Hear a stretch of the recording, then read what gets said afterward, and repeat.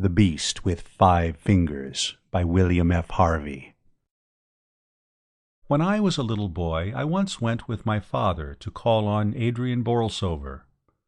I played on the floor with the black spaniel, while my father appealed for a subscription. Just before we left, my father said, "Mr. Borlsover, may my son here shake hands with you? It will be a thing to look back upon with pride when he grows to be a man." I came up to the bed on which the old man was lying, and put my hand in his, awed by the still beauty of his face. He spoke to me kindly, and hoped that I should always try to please my father. Then he placed his right hand on my head, and asked for a blessing to rest upon me. "Amen," said my father, and I followed him out of the room, feeling as if I wanted to cry. But my father was in excellent spirits. "That old gentleman Jim," said he, "is the most wonderful man in the whole town. For 10 years he has been quite blind." "But I saw his eyes," I said. "They were ever so black and shiny. They weren't shut up like Nora's puppies.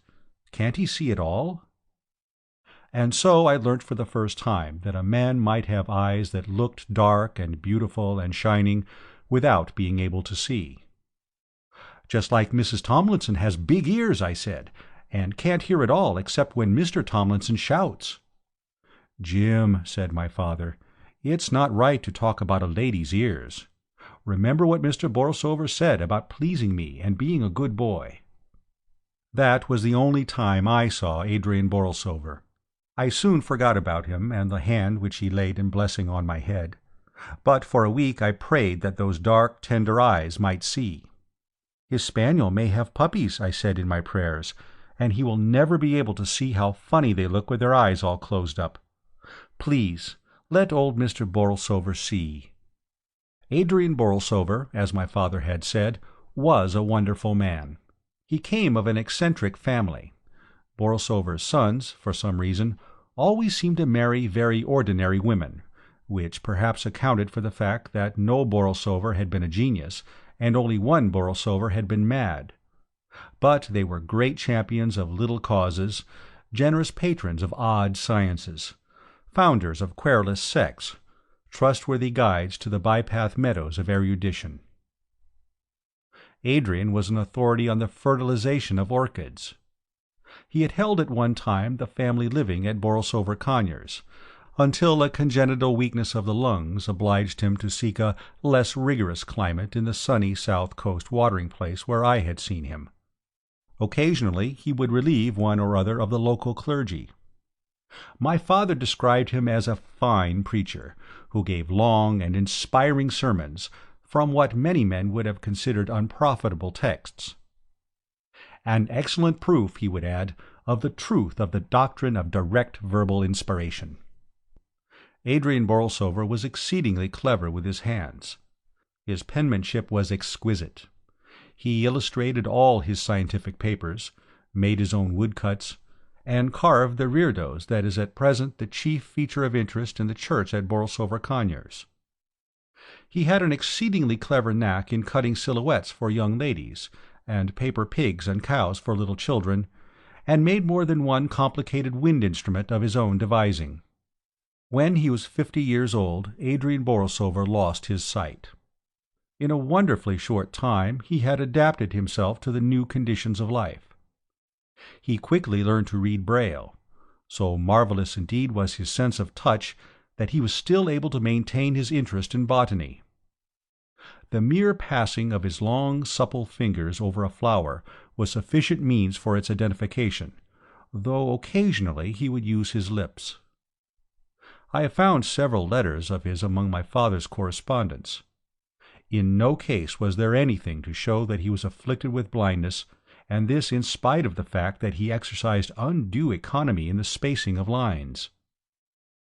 Towards the close of his life, the old man was credited with powers of touch that seemed almost uncanny. It has been said that he could tell at once the color of a ribbon placed between his fingers.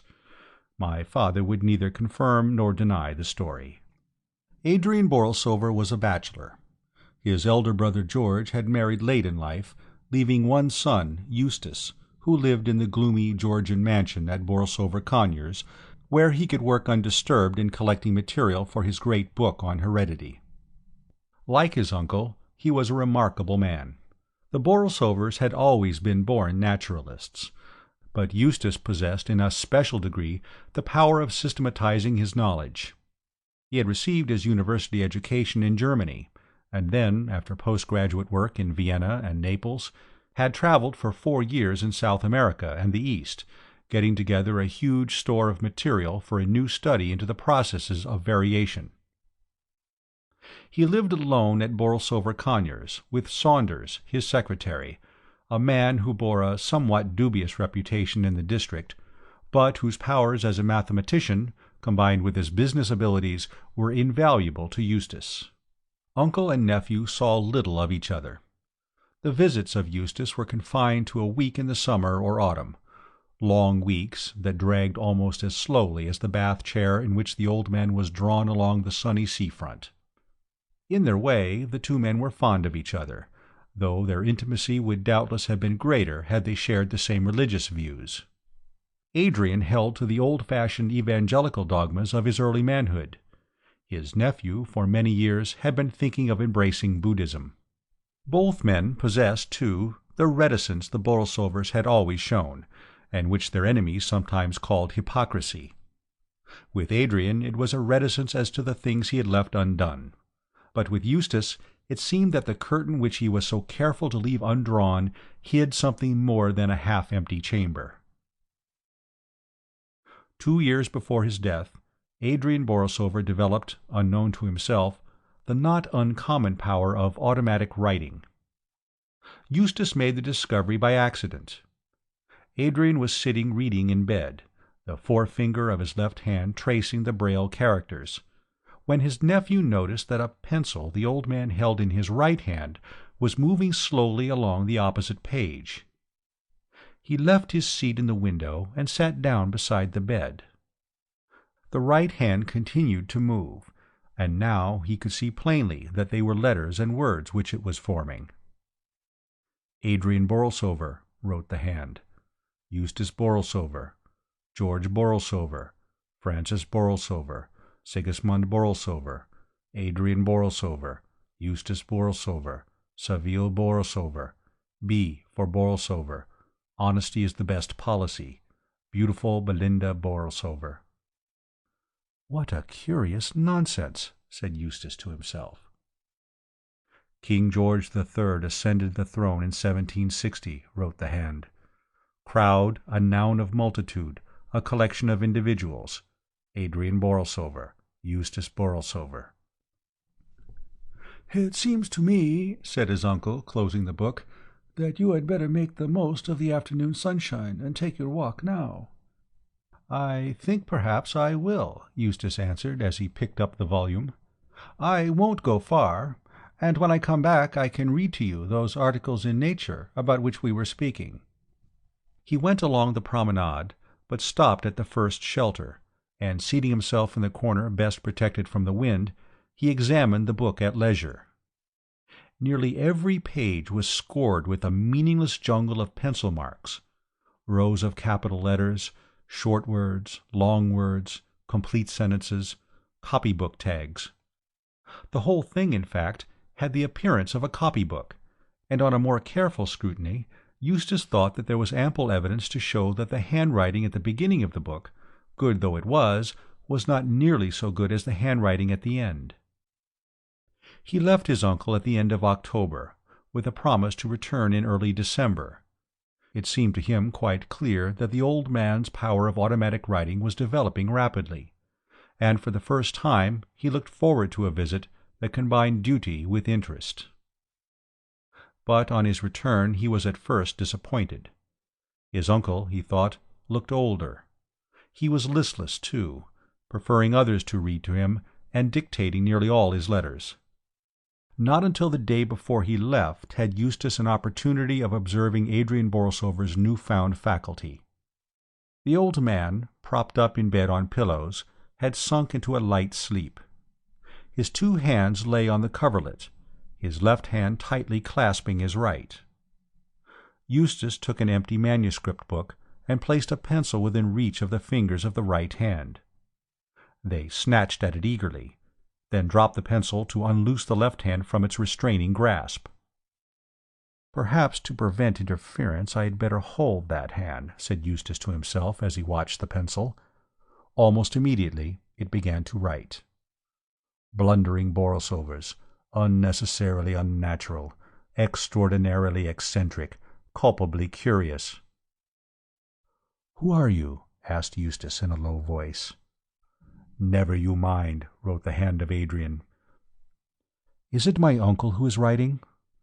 "Oh, my prophetic soul, mine uncle." "Is it anyone I know?" "Silly Eustace, you'll see me very soon." "When shall I see you?" "When poor old Adrian's dead." "Where shall I see you?" "Where shall you not?" Instead of speaking his next question, Borlsover wrote it. "What is the time?" The fingers dropped the pencil and moved 3 or 4 times across the paper. Then, picking up the pencil, they wrote, 10 minutes before 4. Put your book away, Eustace. Adrian mustn't find us working at this sort of thing. He doesn't know what to make of it, and I won't have poor old Adrian disturbed. Au revoir." Adrian Borlsover awoke with a start. "I've been dreaming again," he said. "Such queer dreams of leaguered cities and forgotten towns. You were mixed up in this one, Eustace, though I can't remember how. Eustace, I want to warn you. Don't walk in doubtful paths. Choose your friends well. Your poor grandfather—" A fit of coughing put an end to what he was saying, but Eustace saw that the hand was still writing. He managed unnoticed to draw the book away. "I'll light the gas," he said, "and ring for tea." On the other side of the bed curtain he saw the last sentences that had been written. "It's too late, Adrian," he read. "We're friends already, aren't we, Eustace Borlsover?" On the following day Eustace Borlsover left. He thought his uncle looked ill when he said good-bye, and the old man spoke despondently of the failure his life had been. "Nonsense, uncle," said his nephew. "You have got over your difficulties in a way not 1 in 100,000 would have done. Everyone marvels at your splendid perseverance in teaching your hand to take the place of your lost sight. To me it's been a revelation of the possibilities of education." "Education," said his uncle dreamily, as if the word had started a new train of thought. "Education is good, so long as you know to whom and for what purpose you give it. But with the lower orders of men, the base and more sordid spirits, I have grave doubts as to its results. Well, good-bye, Eustace.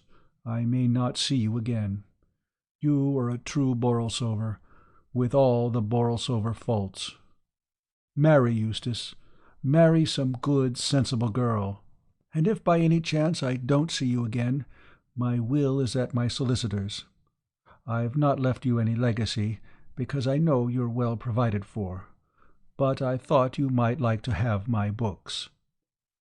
Oh, and there's just one other thing. You know, before the end, people often lose control over themselves and make absurd requests. Don't pay any attention to them, Eustace. Good-bye." And he held out his hand. Eustace took it. It remained in his a fraction of a second longer than he had expected, and gripped him with a virility that was surprising. There was, too, in its touch, a subtle sense of intimacy. "Why, uncle," he said, "I shall see you alive and well for many long years to come." 2 months later, Adrian Borlsover died.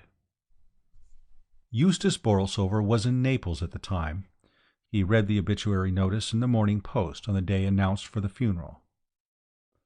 "Poor old fellow," he said. "I wonder where I shall find room for all his books." The question occurred to him again with greater force when 3 days later he found himself standing in the library at Borlsover Conyers, a huge room built for use, and not for beauty, in the year of Waterloo by a Borlsover who was an ardent admirer of the great Napoleon.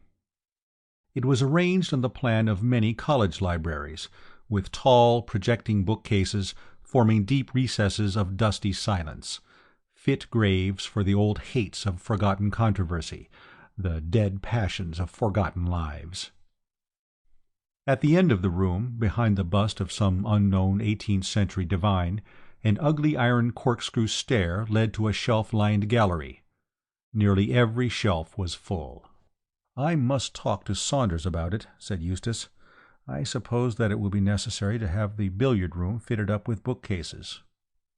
The two men met for the first time after many weeks in the dining-room that evening. "Hullo," said Eustace, standing before the fire with his hands in his pockets. "How goes the world, Saunders? Why these dress togs?" He himself was wearing an old shooting-jacket. He did not believe in mourning, as he had told his uncle on his last visit, and though he usually went in for quiet-coloured ties, he wore this evening one of an ugly red, in order to shock Morton the butler, and to make them thrash out the whole question of mourning for themselves in the servants' hall. Eustace was a true Borlsover. "The world," said Saunders, "goes the same as usual, confoundedly slow. These dress togs are accounted for by an invitation from Captain Lockwood to bridge." "How are you getting there?" "I've told your coachman to drive me in your carriage. Any objection?" "Oh, dear me, no. We've had all things in common for far too many years for me to raise objections at this hour of the day." "You'll find your correspondence in the library," went on Saunders. "Most of it I've seen to. There are a few private letters I haven't opened. There's also a box with a rat or something inside it that came by the evening post. Very likely it's the six-toed albino. I didn't look because I didn't want to mess up my things, but I should gather from the way it's jumping about that it's pretty hungry." "Oh, I'll see to it," said Eustace, "while you and the captain earn an honest penny." Dinner over and Saunders gone, Eustace went into the library. Though the fire had been lit, the room was by no means cheerful. "We'll have all the lights on, at any rate," he said, as he turned the switches. "And Morton," he added, when the butler brought the coffee, "get me a screwdriver or something to undo this box.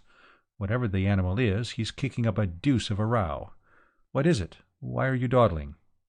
"If you please, sir, when the postman brought it, he told me that they'd bored the holes in the lid at the post-office. There were no breathing holes in the lid, sir, and they didn't want the animal to die. That is all, sir." "It's culpably careless of the man, whoever he was," said Eustace, as he removed the screws. "Packing an animal like this in a wooden box with no means of getting air. Confound it all, I meant to ask Morton to bring me a cage to put it in. Now I suppose I shall have to get one myself." He placed a heavy book on the lid from which the screws had been removed, and went into the billiard-room. As he came back into the library with an empty cage in his hand, he heard the sound of something falling, and then of something scuttling along the floor. "Bother it, the beast's got out. How in the world am I going to find it again in this library?" To search for it did indeed seem hopeless. He tried to follow the sound of the scuttling in one of the recesses where the animal seemed to be running behind the books and the shelves, but it was impossible to locate it. Eustace resolved to go on quietly reading. Very likely the animal might gain confidence and show itself. Saunders seemed to have dealt in his usual methodical manner with most of the correspondence. There were still the private letters. What was that? Two sharp clicks, and the lights in the hideous candelabra that hung from the ceiling suddenly went out. "I wonder if something has gone wrong with the fuse," said Eustace, as he went to the switches by the door. Then he stopped. There was a noise at the other end of the room, as if something was crawling up the iron corkscrew stair. "If it's gone into the gallery," he said, "well and good." He hastily turned on the lights, crossed the room, and climbed up the stair. But he could see nothing. His grandfather had placed a little gate at the top of the stair, so that children could run and romp in the gallery without fear of accident.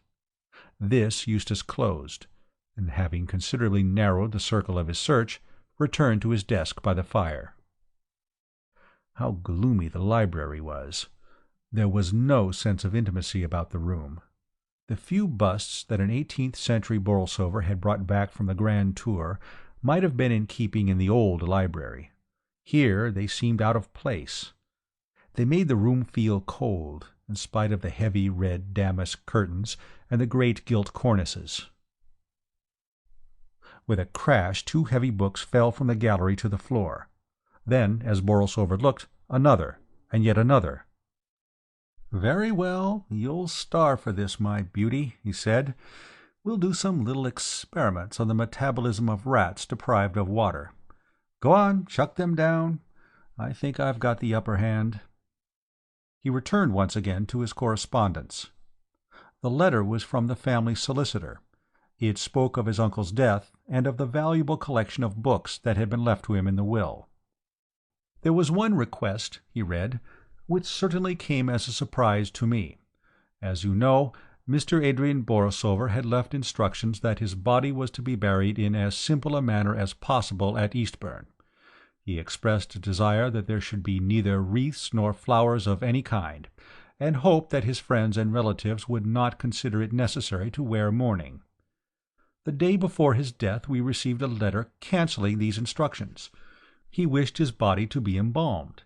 He gave us the address of the man we were to employ, Pennifer, Ludgate Hill, with orders that his right hand was to be sent to you, stating that it was at your special request. The other arrangements as to the funeral remained unaltered. "Good Lord," said Eustace, "what in the world was the old boy driving at? And what in the name of all that's holy is that?" Someone was in the gallery. Someone had pulled the cord attached to one of the blinds, and it had rolled up with a snap. Someone must be in the gallery, for a second blind did the same. Someone must be walking round the gallery, for one after the other the blinds sprang up, letting in the moonlight. "I haven't got to the bottom of this yet," said Eustace, "but I will do before the night is very much older," and he hurried up the corkscrew stair. He had just got to the top when the lights went out a second time, and he heard again the scuttling along the floor. Quickly he stole on tiptoe in the dim moonshine in the direction of the noise, feeling as he went for one of the switches. His fingers touched the metal knob at last. He turned on the electric light. About 10 yards in front of him, crawling along the floor, was a man's hand. Eustace stared at it in utter astonishment. It was moving quickly, in the manner of a geometer caterpillar, the fingers humped up one moment, flattened out the next. The thumb appeared to give a crab-like motion to the whole. While he was looking, too surprised to stir, the hand disappeared round the corner. Eustace ran forward. He no longer saw it, but he could hear it as it squeezed its way behind the books on one of the shelves. A heavy volume had been displaced. There was a gap in the row of books where it had got in. In his fear lest it should escape him again, he seized the first book that came to his hand and plugged it into the hole. Then, emptying 2 shelves of their contents, he took the wooden boards and propped them up in front to make his barrier doubly sure. "I wish Saunders was back," he said. "One can't tackle this sort of thing alone." It was after 11, and there seemed little likelihood of Saunders returning before 12. He did not dare to leave the shelf unwatched, even to run downstairs to ring the bell. Morton, the butler, often used to come round about 11 to see that the windows were all fastened, but he might not come. Eustace was thoroughly unstrung. At last he heard steps down below. "Morton!" he shouted. "Morton!" "Sir?" "Has Saunders got back yet?" "Not yet, sir." "Well, bring me some brandy, and hurry up about it. I'm up here in the gallery, you duffer." "Thanks," said Eustace, as he emptied the glass. "Don't go to bed yet, Morton. There are a lot of books that have fallen down by accident. Bring them up and put them back in their shelves." Morton had never seen Borlsover in so talkative a mood as on that night. "Here," said Eustace when the books had been put back and dusted. "You might hold up these boards for me, Morton. The beast in the box got out, and I've been chasing it all over the place." "I think I can hear it chawing at the books, sir. They're not valuable, I hope." "I think that's the carriage, sir. I'll go down and call Mr. Saunders." It seemed to Eustace that he was away for 5 minutes, but it could hardly have been more than 1 when he returned with Saunders. "All right, Morton. You can go now. I'm up here, Saunders." "What's all the row?" asked Saunders, as he lounged forward with his hands in his pockets. The luck had been with him all evening.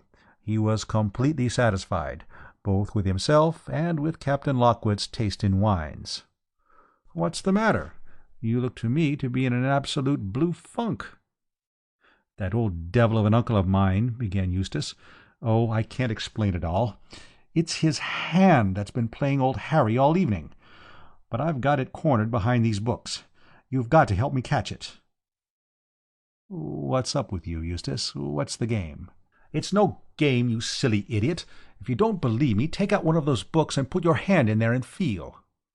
"All right," said Saunders, "but wait till I've rolled up my sleeve. The accumulated dust of centuries, eh?" He took off his coat, knelt down, and thrust his arm along the shelf. "There's something there, right enough," he said. "It's got a funny, stumpy end to it, whatever it is, and nips like a crab. Ah, no you don't." He pulled his hand out in a flash. "Shove in a book quickly. Now it can't get out." "What was it?" asked Eustace. "It was something that wanted very much to get a hold of me. I felt what seemed like a thumb and forefinger. Give me some brandy." "How are we to get it out of there?" "What about a landing net?" "No good. It would be too smart for us.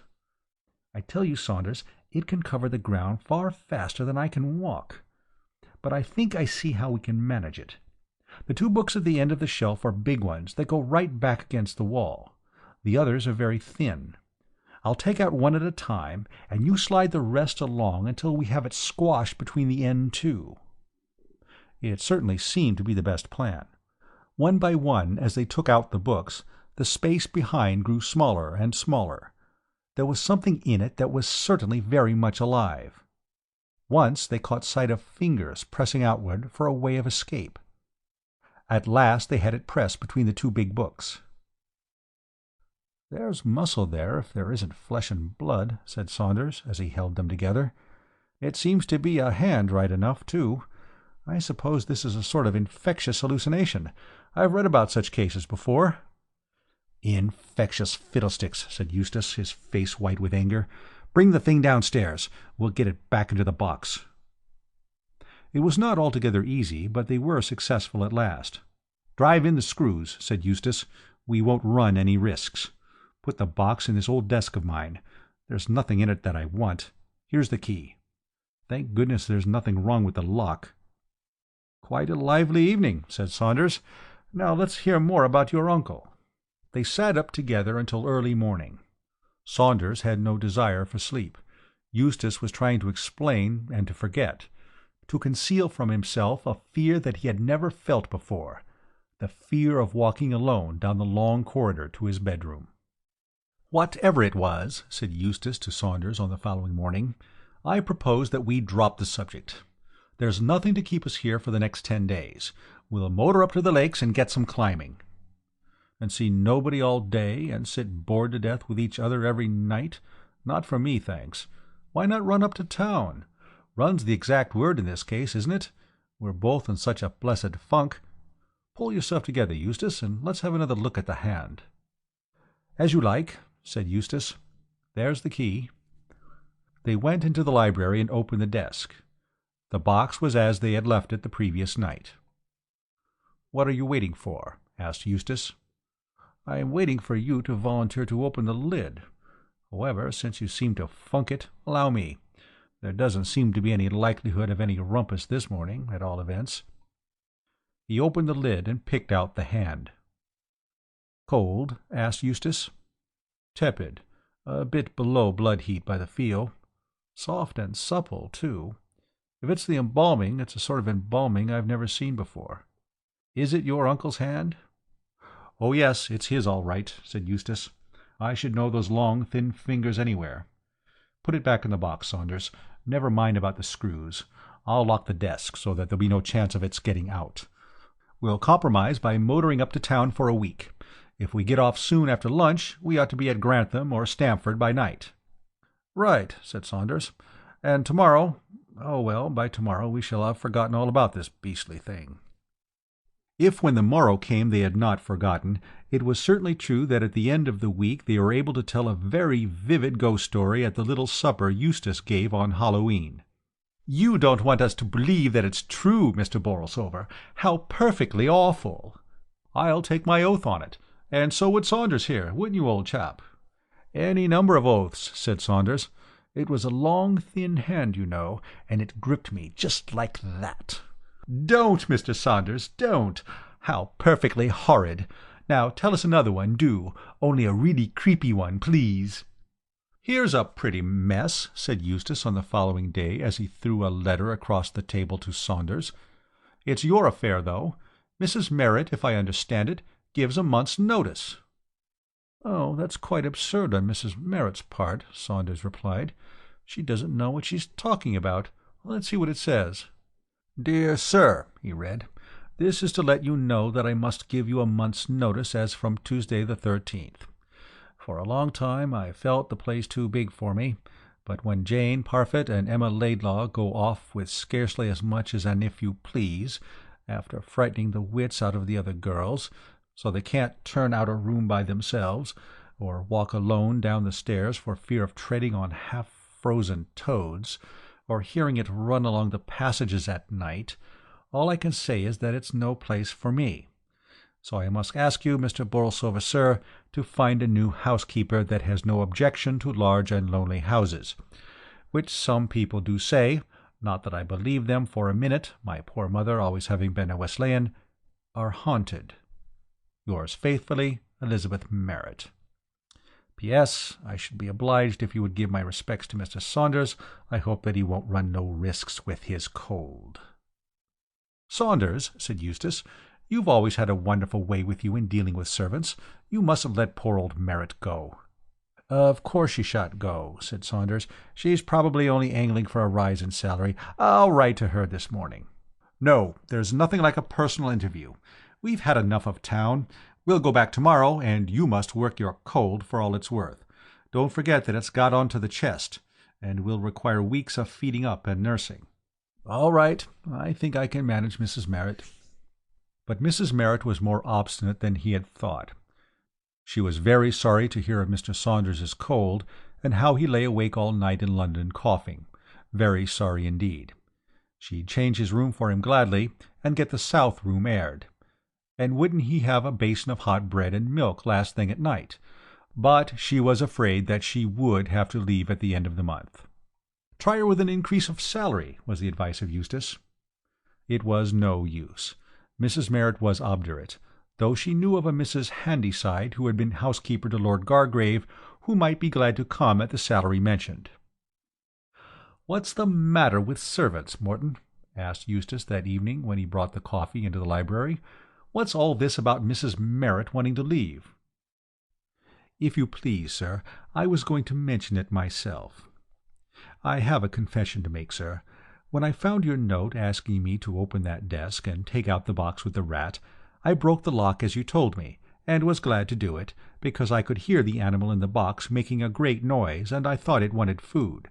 So I took out the box, sir, and got a cage, and was going to transfer it, when the animal got away."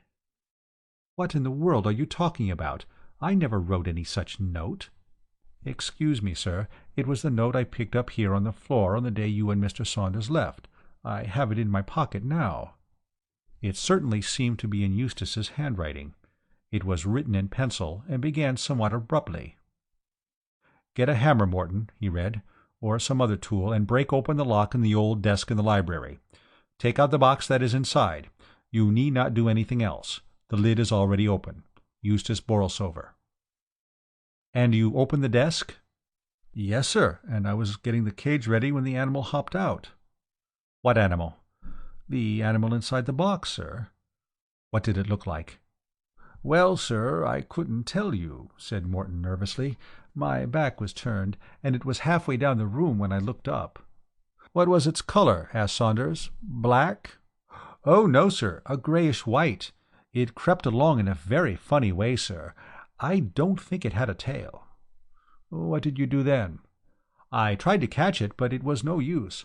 So I set the rat traps and kept the library shut. Then that girl Emma Laidlaw left the door open when she was cleaning, and I think it must have escaped." "And you think it was the animal that's been frightening the maids?" "Well, no, sir, not quite. They said it was— you'll excuse me, sir— a hand that they saw. Emma trod on it once at the bottom of the stairs. She thought then it was a half-frozen toad, only white. And then Parfit was washing up the dishes in the scullery. She wasn't thinking about anything in particular. It was close on dusk. She was taking her hands out of the water and was drying them absent-minded-like on the roller towel, when she found that she was drying someone else's hand as well, only colder than hers." "What nonsense!" exclaimed Saunders. "Exactly, sir. That's what I told her, but we couldn't get her to stop." "You don't believe all this?" said Eustace, turning suddenly towards the butler. "Me, sir? Oh, no, sir. I've not seen anything." "Nor heard anything?" "Well, sir, if you must know, the bells do ring at odd times, and there's nobody there when we go. And when we go round to draw the blinds of a night, there's often as not somebody's been there before us. But, as I says to Mrs. Merritt, a young monkey might do wonderful things, and we all know that Mr. Borlsover has had some strange animals about the place." "Very well, Morton, that will do." "What do you make of it?" asked Saunders when they were alone. "I mean of the letter he said you wrote." "Oh, that's simple enough," said Eustace. "See the paper it's written on? I stopped using that years ago, but there were a few odd sheets and envelopes left in the old desk. We never fastened up the lid of the box before locking it in. The hand got out, found a pencil, wrote this note, and shoved it through the crack onto the floor where Morton found it. That's plain as daylight." "But the hand couldn't write." "Couldn't it? You've not seen it do the things I've seen." And he told Saunders more of what had happened at Eastbourne. "Well," said Saunders, "in that case we have had at least an explanation of the legacy. It was the hand which wrote unknown to your uncle that letter to your solicitor, bequeathing itself to you. Your uncle had no more to do with that request than I. In fact, it would seem that he had had some idea of this automatic writing, and feared it." "Then, if it's not my uncle, what is it?" "I suppose some people might say that a disembodied spirit had got your uncle to educate and prepare a little body for it, and now it's got into that little body and is off on its own." "Well, what are we to do?" "We'll keep our eyes open," said Saunders, "and try to catch it. If we can't do that, we shall have to wait till the bally clockwork runs down. After all, if it's flesh and blood, it can't live forever." For 2 days nothing happened. Then Saunders saw it sliding down the banister in the hall. He was taken unawares, and lost a full second before he started in pursuit, only to find that the thing had escaped him. 3 days later, Eustace, writing alone in the library at night, saw it sitting on an open book at the other end of the room. The fingers crept over the page, feeling the print as if it were reading. But before he had time to get up from the seat, it had taken the alarm and was pulling itself up the curtains. Eustace watched it grimly as it hung onto the cornice with 3 fingers, flicking thumb and forefinger at him in an expression of scornful derision. "I know what I'll do," he said. "If I only get it into the open, I'll set the dogs onto it." He spoke to Saunders of the suggestion. "That's a jolly good idea," he said. "Only we won't wait till we find it out of doors. We'll get the dogs. There are the 2 terriers, and the underkeeper's Irish mongrel that's on to rats like a flash. Your spaniel has not got spirit enough for this sort of game." They brought the dogs into the house, and the keeper's Irish mongrel chewed up the slippers, and the terriers tripped up Morton as he waited at table. But all 3 were welcome. Even false security is better than no security at all. For a fortnight nothing happened. Then the hand was caught, not by the dogs, but by Mrs. Merritt's grey parrot. The bird was in the habit of periodically removing the pins that kept its seed and water tins in place, and of escaping through the holes in the side of the cage. When once at liberty, Peter would show no inclination to return, and would often be about the house for days. Now, after 6 consecutive weeks of captivity, Peter had again discovered a new means of unloosing his bolts, and was at large, exploring the tapestried forests of the curtains and singing songs in praise of liberty from cornice and picture rail. "It's no use your trying to catch him," said Eustace to Mrs. Merritt, as she came into the study one afternoon towards dusk with a step-ladder. "You'd much better leave Peter alone.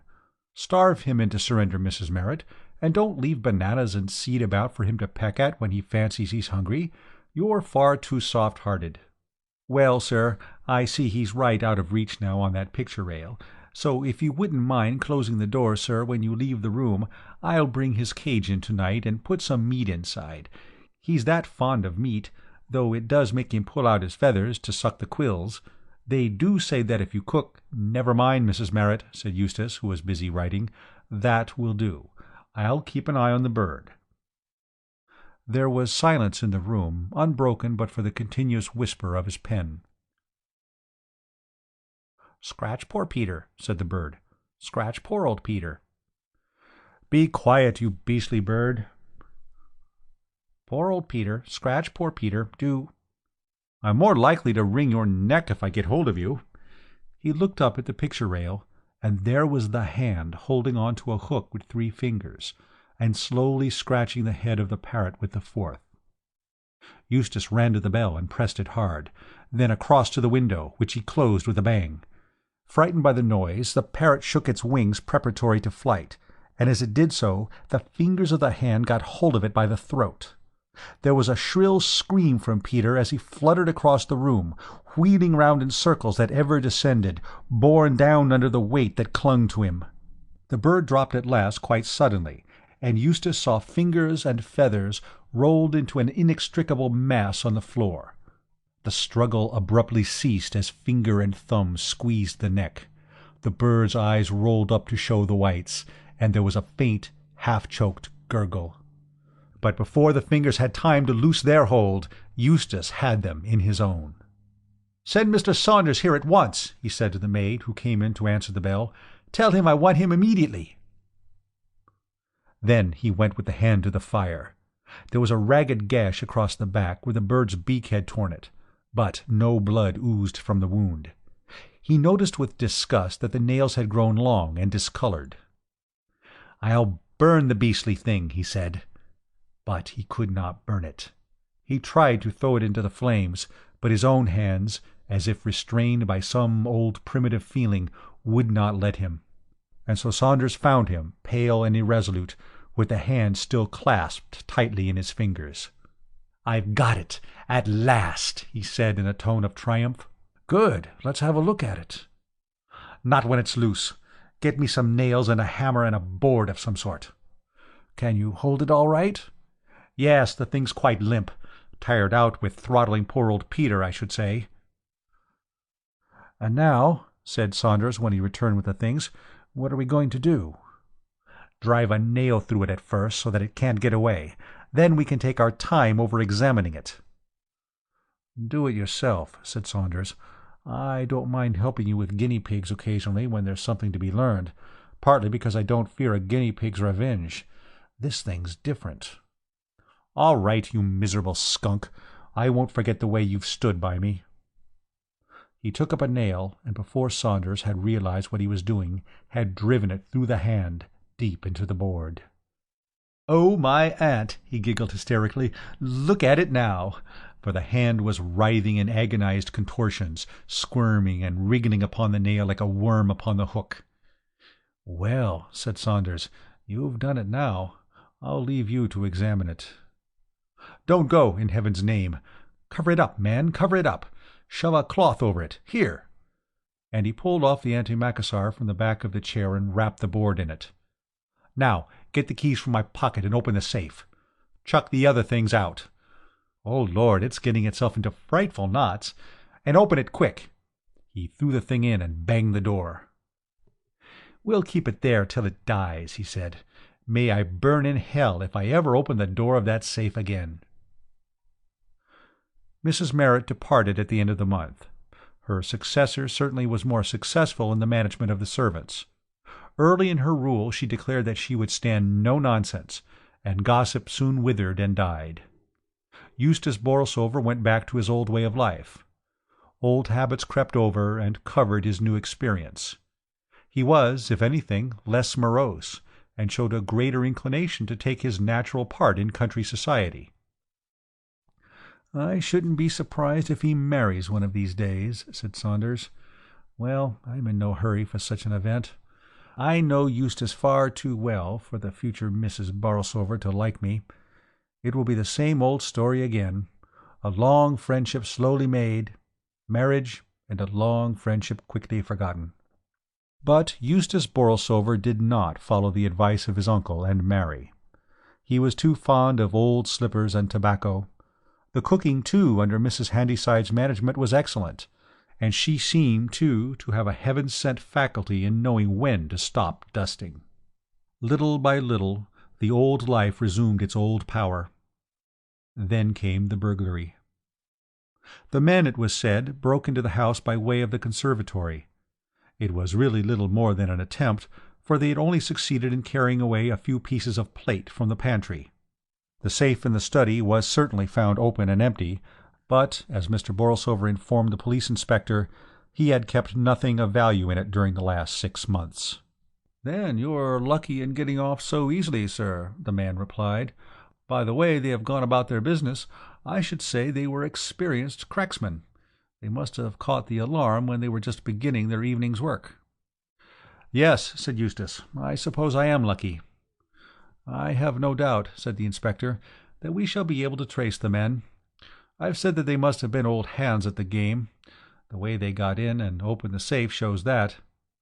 But there's one thing that puzzles me. One of them was careless enough not to wear gloves, and I'm bothered if I know what he was trying to do. I've traced his finger marks on the new varnish on the window sashes in every one of the downstairs rooms. They're very distinct ones, too." "Right hand, or left, or both?" asked Eustace. "Oh, right every time. That's the funny thing. He must have been a foolhardy fellow, and I rather think it was him that wrote that." He took a slip of paper from his pocket. "That's what he wrote, sir. I've got out, Eustace Borlsover, but I'll be back before long. Some jailbird just escaped, I suppose. It will make it all the easier for us to trace him. Do you know the writing, sir?" "No," said Eustace. "It's not the writing of anyone I know." "I'm not going to stay here any longer," said Eustace to Saunders at luncheon. "I've got on far better during the last 6 months than ever I expected, but I'm not going to run the risk of seeing that thing again. I shall go up to town this afternoon. Get Morton to put my things together and join me in the car at Brighton on the day after tomorrow. And bring the proofs of those 2 papers with you. We'll run over them together." "How long are you going to be away?" "I can't say for certain, but be prepared to stay for some time. We've stuck to work pretty closely through the summer, and I, for one, need a holiday. I'll engage rooms at Brighton. You'll find it best to break the journey at Hitchin.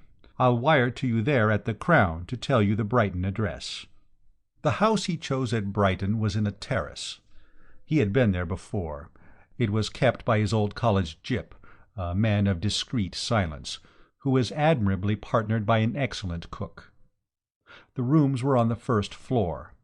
The 2 bedrooms were at the back, and opened out of each other.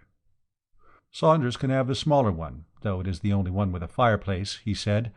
"I'll stick to the larger of the 2, since it's got a bathroom adjoining. I wonder what time he'll arrive with the car." Saunders came about 7, cold and cross and dirty. "We'll light the fire in the dining room," said Eustace, "and get Prince to unpack some of the things while we are at dinner. Oh, what were the roads like?" "Rotten. Swimming with mud, and a beastly cold wind against us all day. And this is July. Dear old England." "Yes," said Eustace, "I think we might do worse than leave dear old England for a few months." They turned in soon after 12.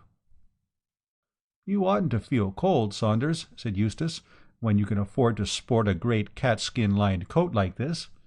You do yourself very well, all things considered. Look at those gloves, for instance. Who could possibly feel cold when wearing them? They were far too clumsy, though, for driving. Try them on and see." And he tossed them through the door onto Eustace's bed, and went on unpacking. A minute later he heard a shrill cry of terror. "Oh, Lord!" he heard. "It's in the glove! Quick, Saunders, quick!" Then came a smacking thud. Eustace had thrown it from him. "I've chucked it into the bathroom," he gasped. "It's hit the wall and fallen into the bath. Come now if you want to help." Saunders, with a lighted candle in his hand, looked over the edge of the bath. There it was, old and maimed, dumb and blind, with a ragged hole in the middle, crawling, staggering, trying to creep up the slippery sides, only to fall back helpless. "Stay there," said Saunders. "I'll empty a collar box or something, and we'll jam it in. It can't get out while I'm away." "Yes, it can," shouted Eustace. "It's getting out now. It's climbing up the plug chain. No, you brute, you filthy brute, you don't. Come back, Saunders. It's getting away from me. I can't hold it. It's all slippery. Curse its claw. Shut the window, you idiot. The top, too, as well as the bottom. You utter idiot, it got out!" There was the sound of something dropping onto the hard flagstones below, and Eustace fell back, fainting. For a fortnight he was ill. "I don't know what to make of it," the doctor said to Saunders. "I can only suppose that Mr. Borlsover has suffered some great emotional shock. You had better let me send someone to help you nurse him, and by all means indulge that whim of his never to be left alone in the dark. I would keep a light burning all night if I were you. But he must have more fresh air. It's perfectly absurd, this hatred of open windows." Eustace, however, would have no one with him but Saunders. "I don't want the other men," he said. "They'd smuggle it in somehow. I know they would." "Don't worry about it, old chap. This sort of thing can't go on indefinitely. You know I saw it this time as well as you. It wasn't half so active. It won't go on living much longer, especially after that fall. I heard it hit the flags myself. As soon as you're a bit stronger, we'll leave this place. Not bag and baggage, but with only the clothes on our backs, so that it won't be able to hide anywhere. We'll escape it that way. We won't give any address, and we won't have any parcels sent after us. Cheer up, Eustace. You will be well enough to leave in a day or two. The doctor says I can take you out in a chair tomorrow." "What have I done?" asked Eustace. "Why does it come after me? I'm no worse than other men. I'm no worse than you, Saunders. You know I'm not.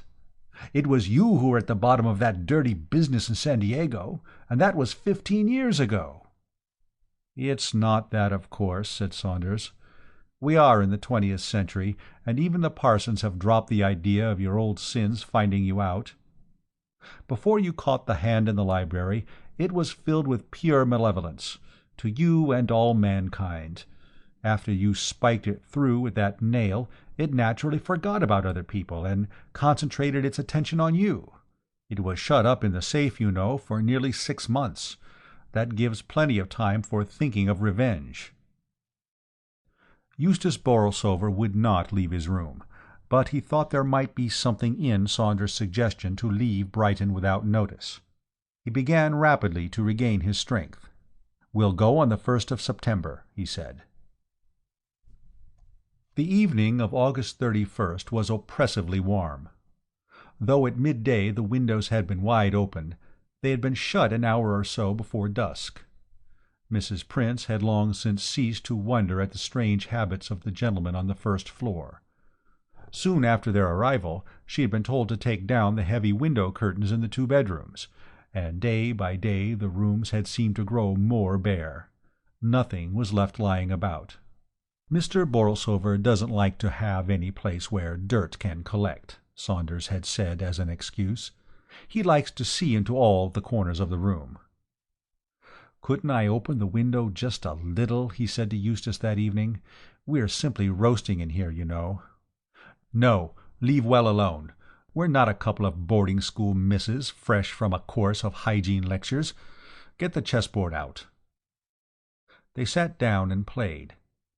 At 10 o'clock Mrs. Prince came to the door with a note. "I am sorry I didn't bring it before," she said, "but it was left in the letter-box." "Open it, Saunders, and see if it wants answering." It was very brief. There was neither address nor signature.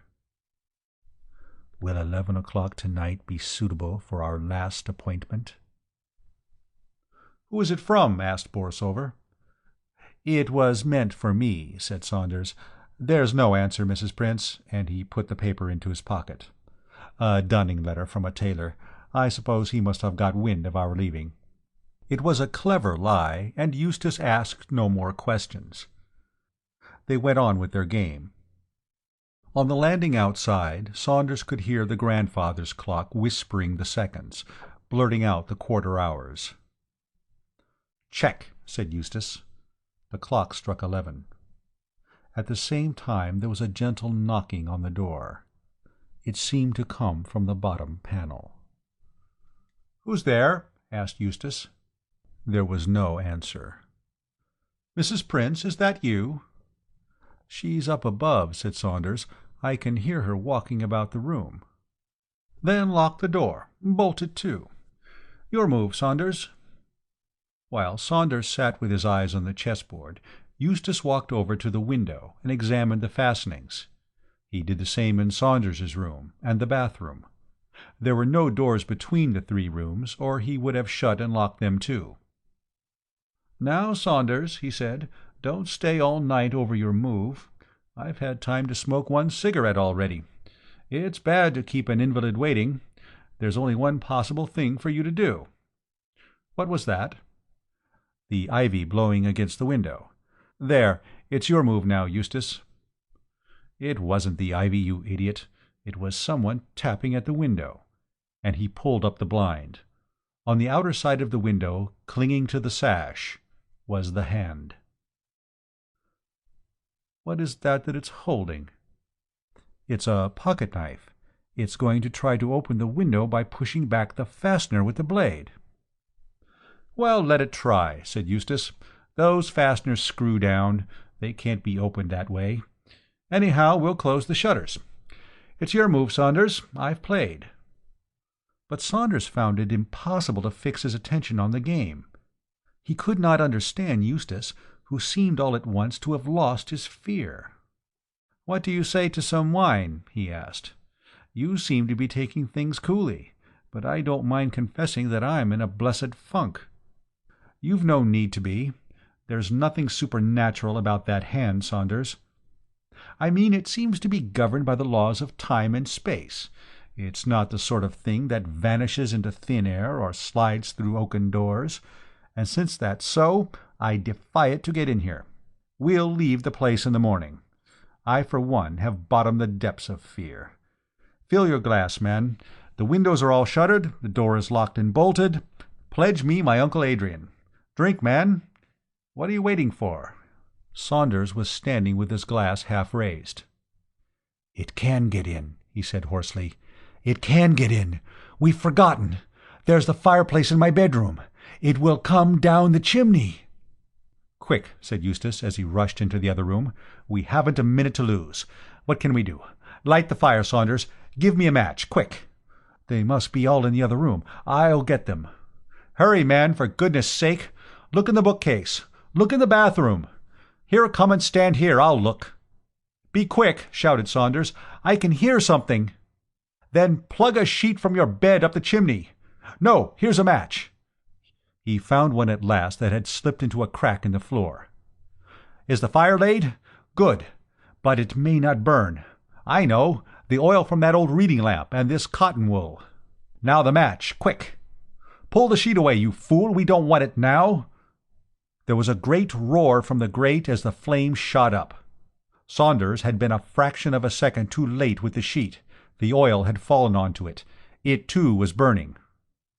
"The whole place will be on fire," cried Eustace as he tried to beat out the flames with a blanket. "It's no good. I can't manage it. You must open the door, Saunders, and get help." Saunders ran to the door and fumbled with the bolts. The key was stiff in the lock. "Hurry!" shouted Eustace. "The whole place is ablaze!" The key turned in the lock at last. For half a second Saunders stopped to look back. Afterwards he could never be quite sure as to what he had seen, but at the time he thought that something black and charred was creeping slowly, very slowly from the mass of flames towards Eustace Borlsover. For a moment he thought of returning to his friend, but the noise and the smell of the burning sent him running down the passage, crying, "Fire! Fire!" He rushed to the telephone to summon help, and then back to the bathroom — he should have thought of that before — for water. As he burst open the bedroom door there came a scream of terror which ended suddenly, and then the sound of a heavy fall. This is the story which I heard on successive Saturday evenings from the senior mathematical master at a second-rate suburban school. For Saunders has had to earn a living in a way which other men might reckon less congenial than his old manner of life.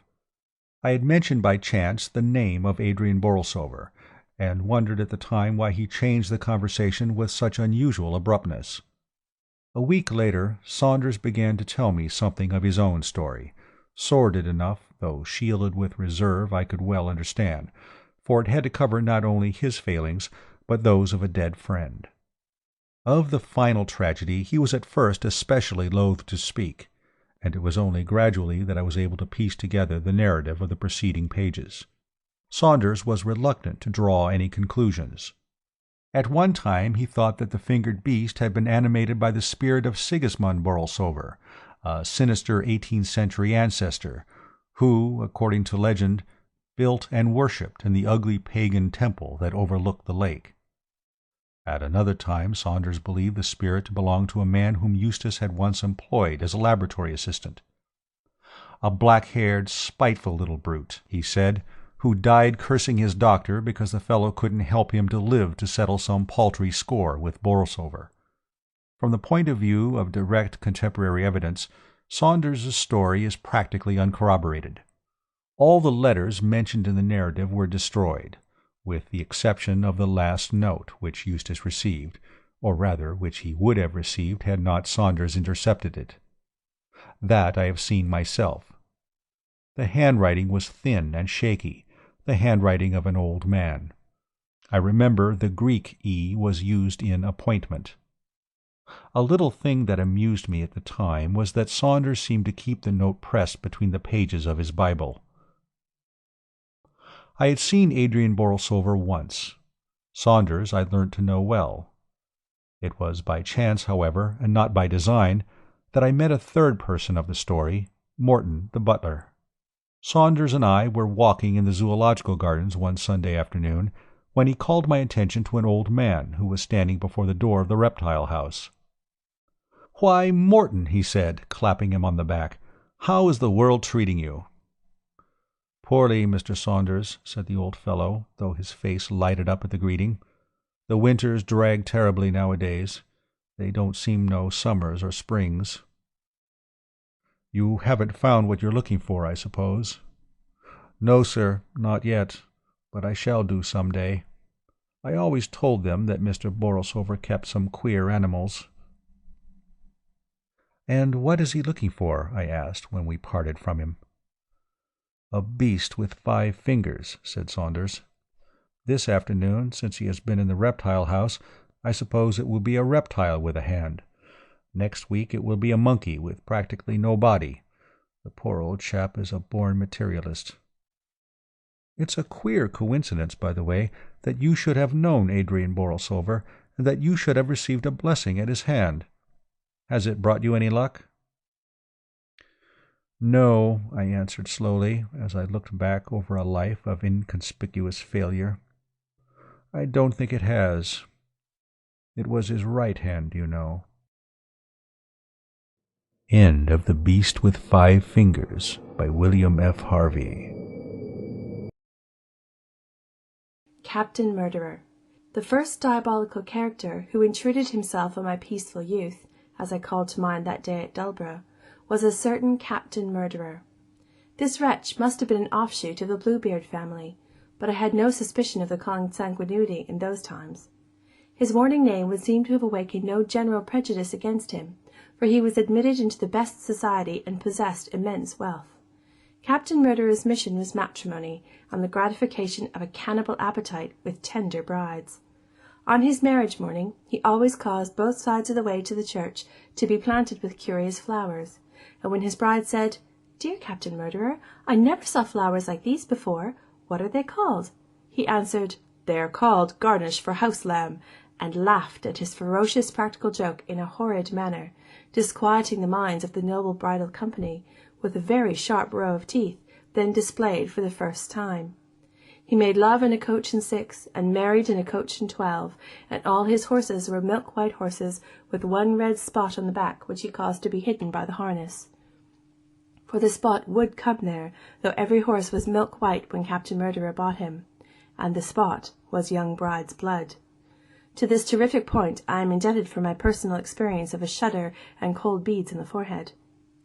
When Captain Murderer had made an end of feasting and revelry, and had dismissed the noble guests, and was alone with his wife on the day of the month after their marriage, it was his whimsical custom to produce a golden rolling pin and a silver pie-board. Now there was a special feature in the captain's courtships, that he always asked if the young lady could make pie crust, and if she couldn't by nature or education, she was taught. Well, when the bride saw Captain Murderer produce the golden rolling pin and silver pie-board, she remembered this, and turned up her laced silk sleeves to make a pie. The captain brought out a silver pie dish of immense capacity, and the captain brought out flour and butter and eggs and all things needful, except the inside of the pie. Of the materials for the staple of the pie itself, the captain brought out none. Then said the lovely bride, "Dear Captain Murderer, what pie is this to be?" He replied, "A meat pie." Then said the lovely bride, "Dear Captain Murderer, I see no meat." The captain humorously retorted, "Look in the glass." She looked in the glass, but still she saw no meat, and then the captain roared with laughter, and suddenly frowning and drawing his sword, bade her roll out the crust. So she rolled out the crust, dropping large tears upon it all the time because he was so cross, and when she had lined the dish with the crust, and had cut the crust all ready to fit the top, the captain called out, "I see meat in the glass," and the bride looked up at the glass, just in time to see the captain cutting her head off, and he chopped her in pieces, and peppered her, and salted her, and put her in the pie, and sent it to the baker's, and ate it all, and picked the bones. Captain Murderer went on in this way, prospering exceedingly, until he came to choose a bride from 2 twin sisters, and at first didn't know which to choose. For though the one was fair and the other dark, they were both equally beautiful. But the fair twin loved him, and the dark twin hated him, so he chose the fair one. The dark twin would have prevented the marriage if she could, but she couldn't. However, on the night before it, much suspecting Captain Murderer, she stole out and climbed his garden wall, and looked in at his window through a chink in the shutter, and saw him having his teeth filed sharp. Next day she listened all day, and heard him make his joke about the house lamb. And that day month he had the paste rolled out, cut the fair twin's head off, and chopped her in pieces, and peppered her, and salted her, and put her in the pie, and sent it to the baker's, and ate it all, and picked the bones. Now the dark twin had had her suspicions much increased by the filing of the captain's teeth, and again by the house lamb joke. Putting all things together when he gave out that her sister was dead, she divined the truth, and determined to be revenged.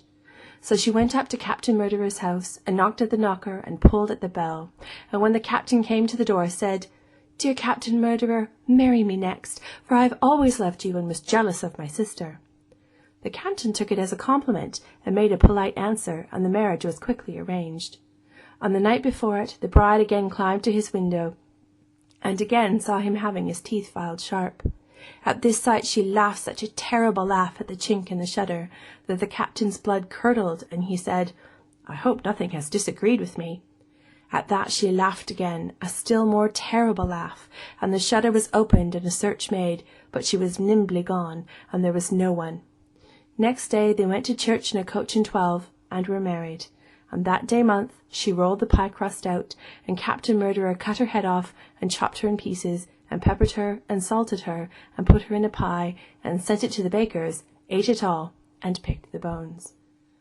But before she began to roll out the paste, she had taken a deadly poison of the most awful character, distilled from toad's eyes and spider's knees, and Captain Murderer had hardly picked her last bone, when he began to swell, and to turn blue, and to be all over spots, and to scream. And he went on swelling and turning bluer, and being more all over spots and screaming, until he reached from floor to ceiling and from wall to wall. And then, at 1 o'clock in the morning, he blew up with a loud explosion. At the sound of it, the milk-white horses in the stables broke their halters and went mad, and then they galloped all over everybody in Captain Murderer's house, beginning with the family blacksmith who had filed his teeth, until the whole were dead, and then they galloped away. End of Captain Murderer by Charles Dickens.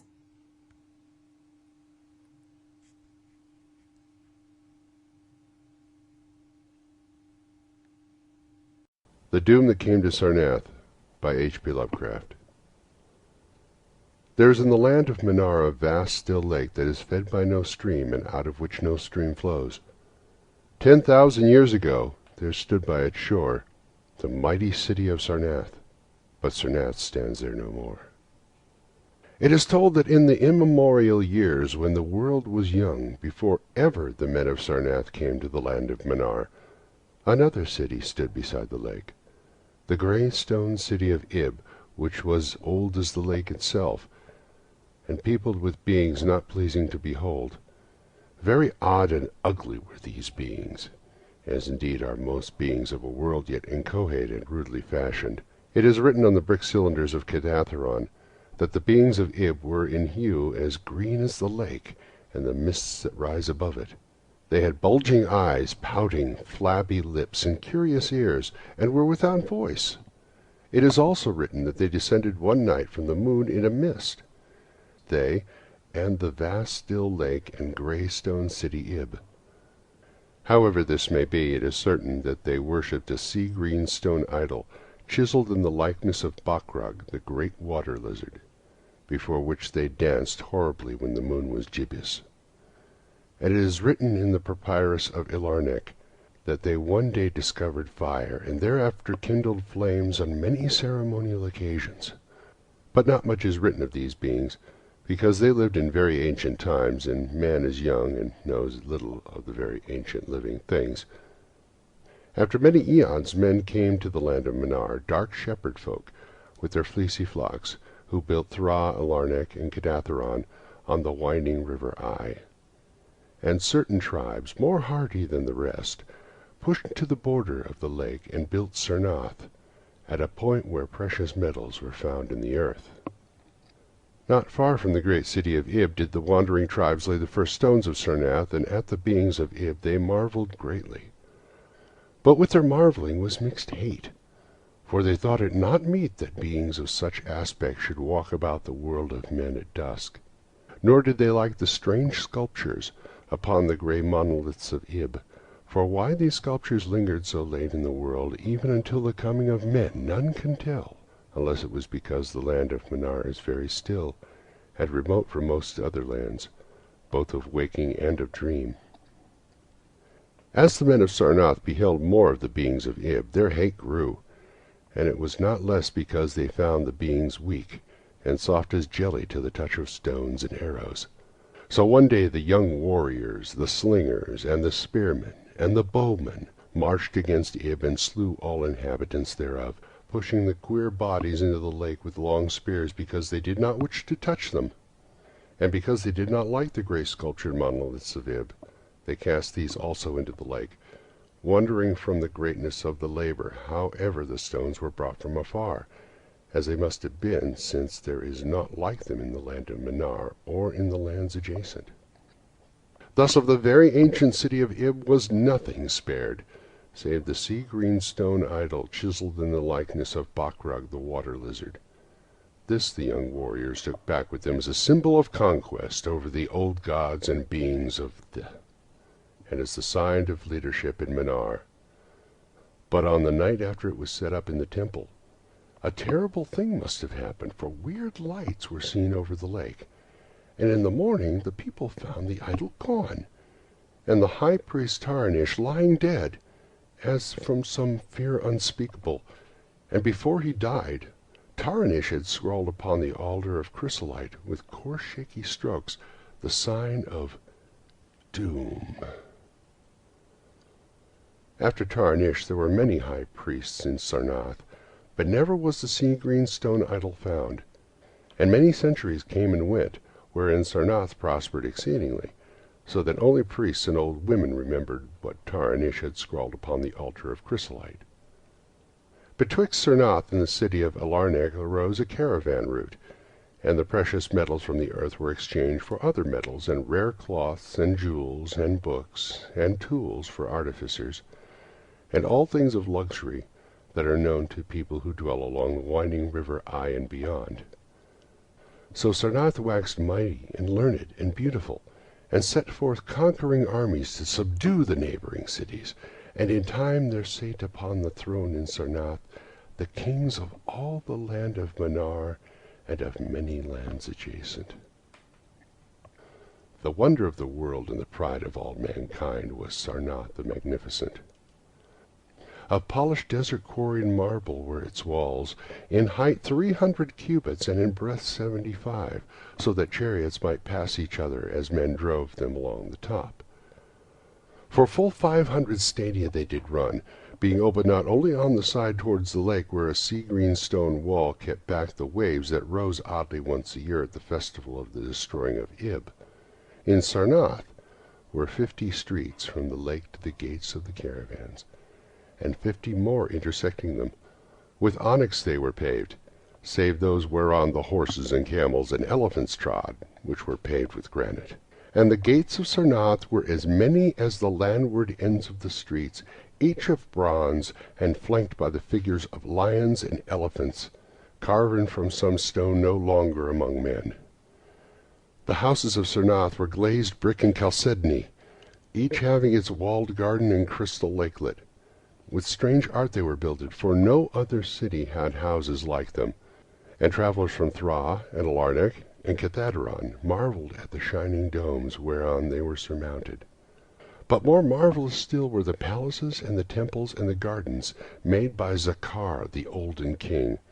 There were many palaces, the last of which were mightier than any in Thra or Alarnec or Cathaderon. So high were they that one within might sometimes fancy himself beneath only the sky.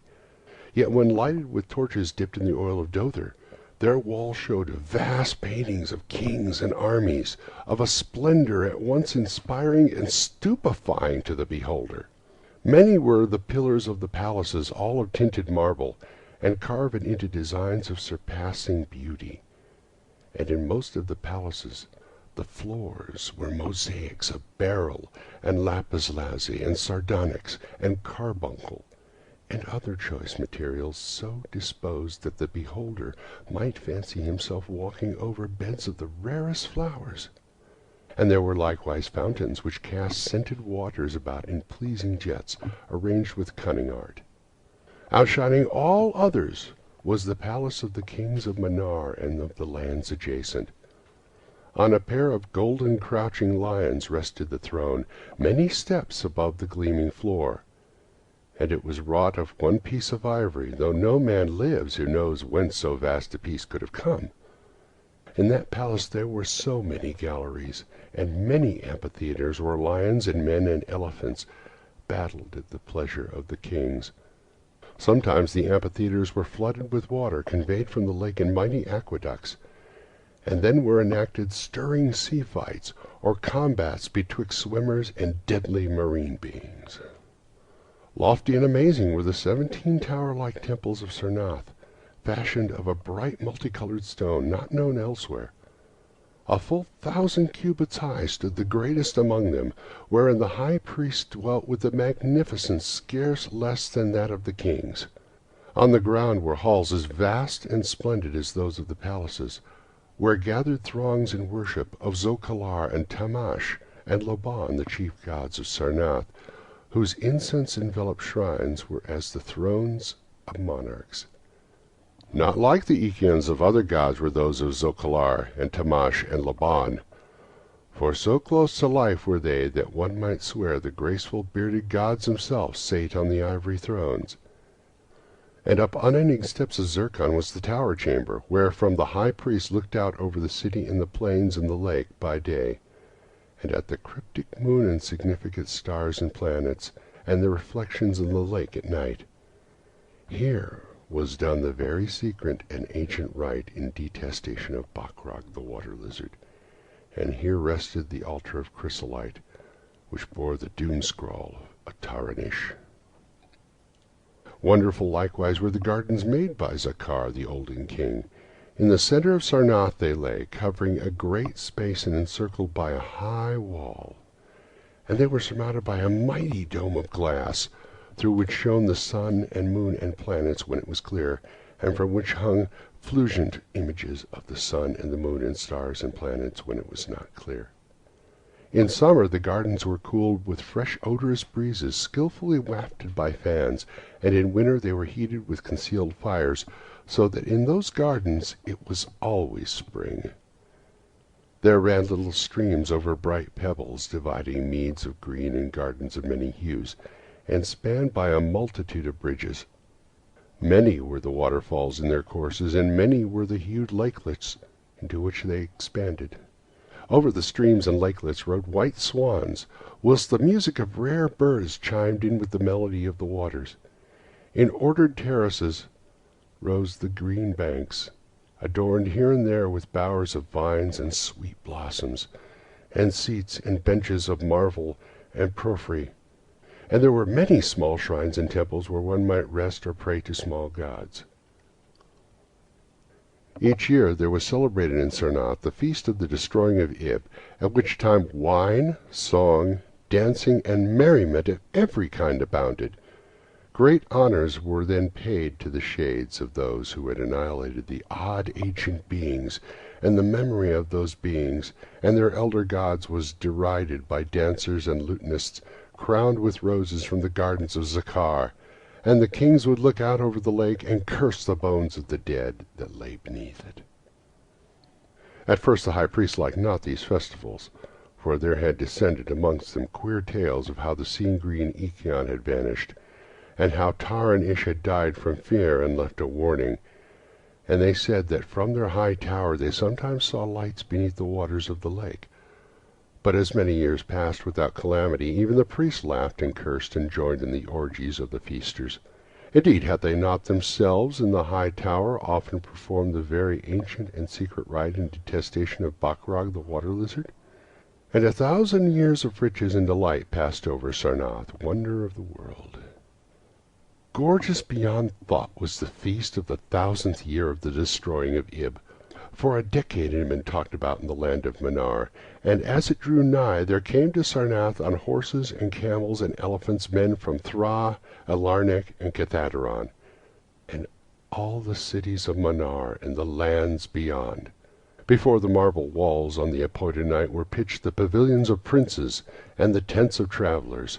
Within his banquet hall reclined Nargis Hay the king, drunken with ancient wine from the vaults of conquered Panath, and surrounded by feasting nobles and hurrying slaves.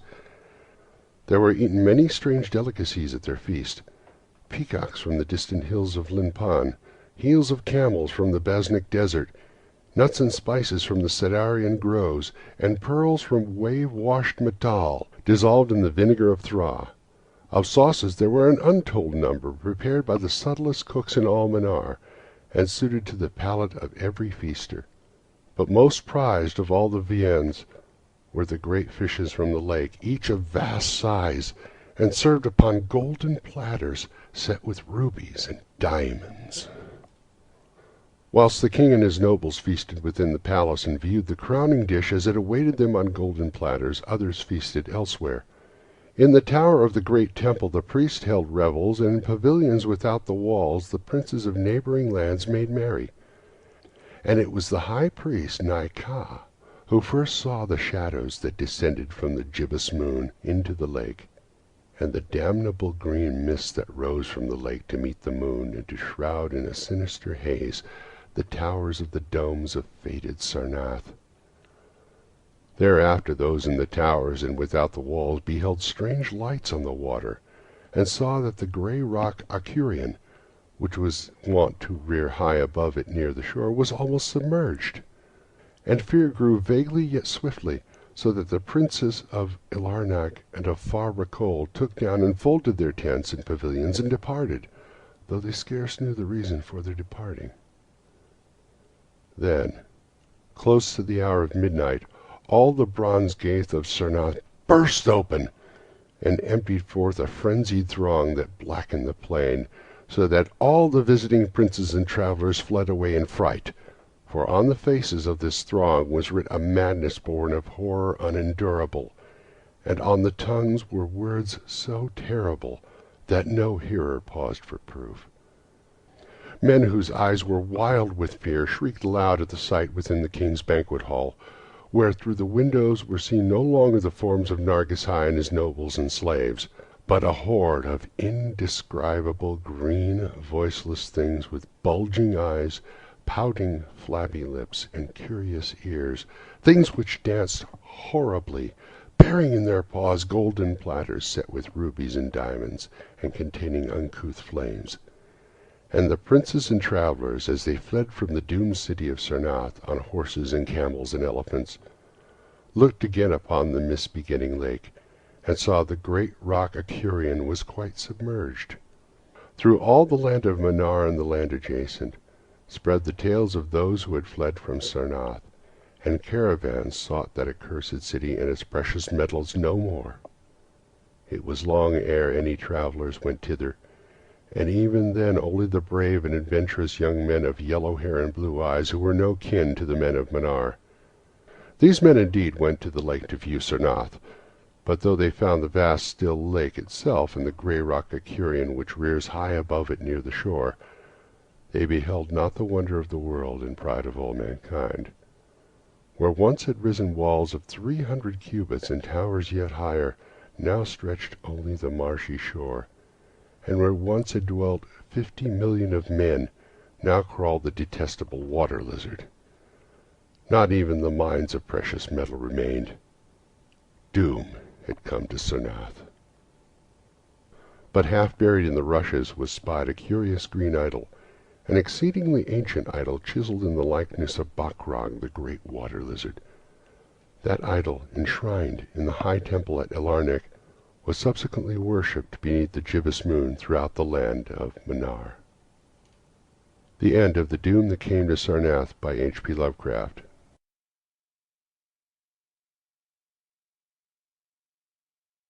A Dreadful Night by Edwin Lester Arnold.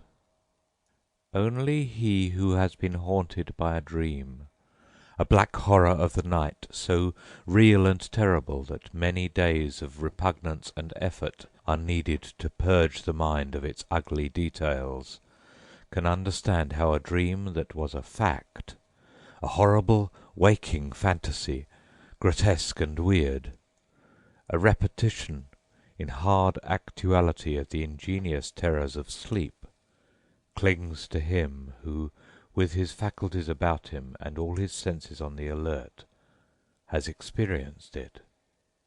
Some 5 years ago I was hunting in the southwest corner of Colorado, where the great mountain spurs slope down in rocky ravines and gullies from the inland ranges towards the green plains along the course of the Rio San Juan.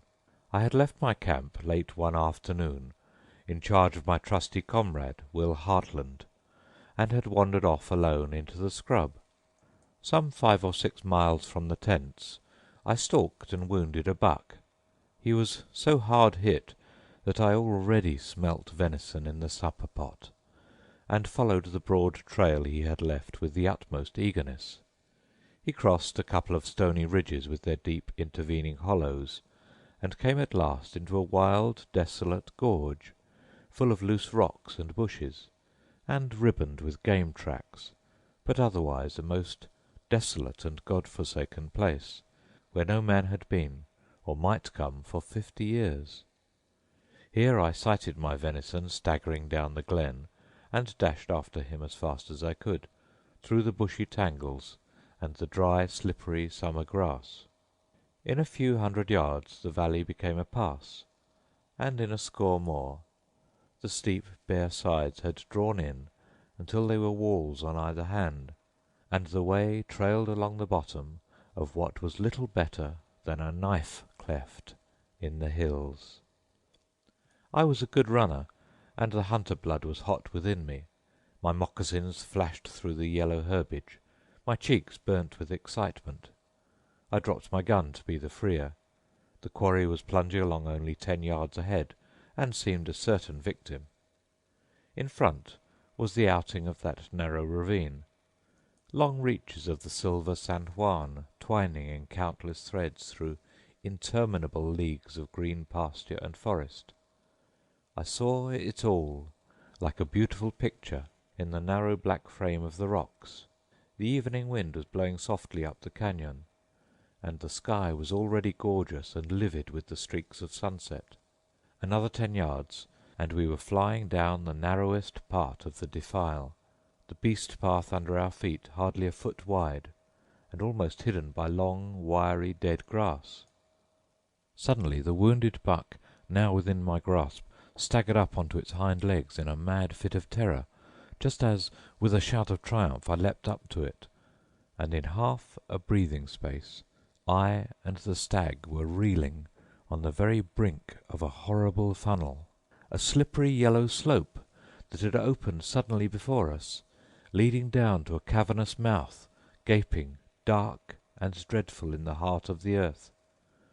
With a scream louder than my shout of triumph, I threw up my hands and tried to stop. It was too late. I felt my feet slip from under me, and in a second, shouting and plunging and clutching at the rotten herbage, I was flying downwards. I caught a last glimpse of the San Juan and the blaze of sky overhead, and then I was spinning into darkness, horrible Stygian darkness, through which I fell for a giddy, senseless moment or two, and then landed with a thud which ought to have killed me, bruised and nearly senseless, on a soft, quaggy mound of something that seemed to sink under me like a feather bed. I passed out.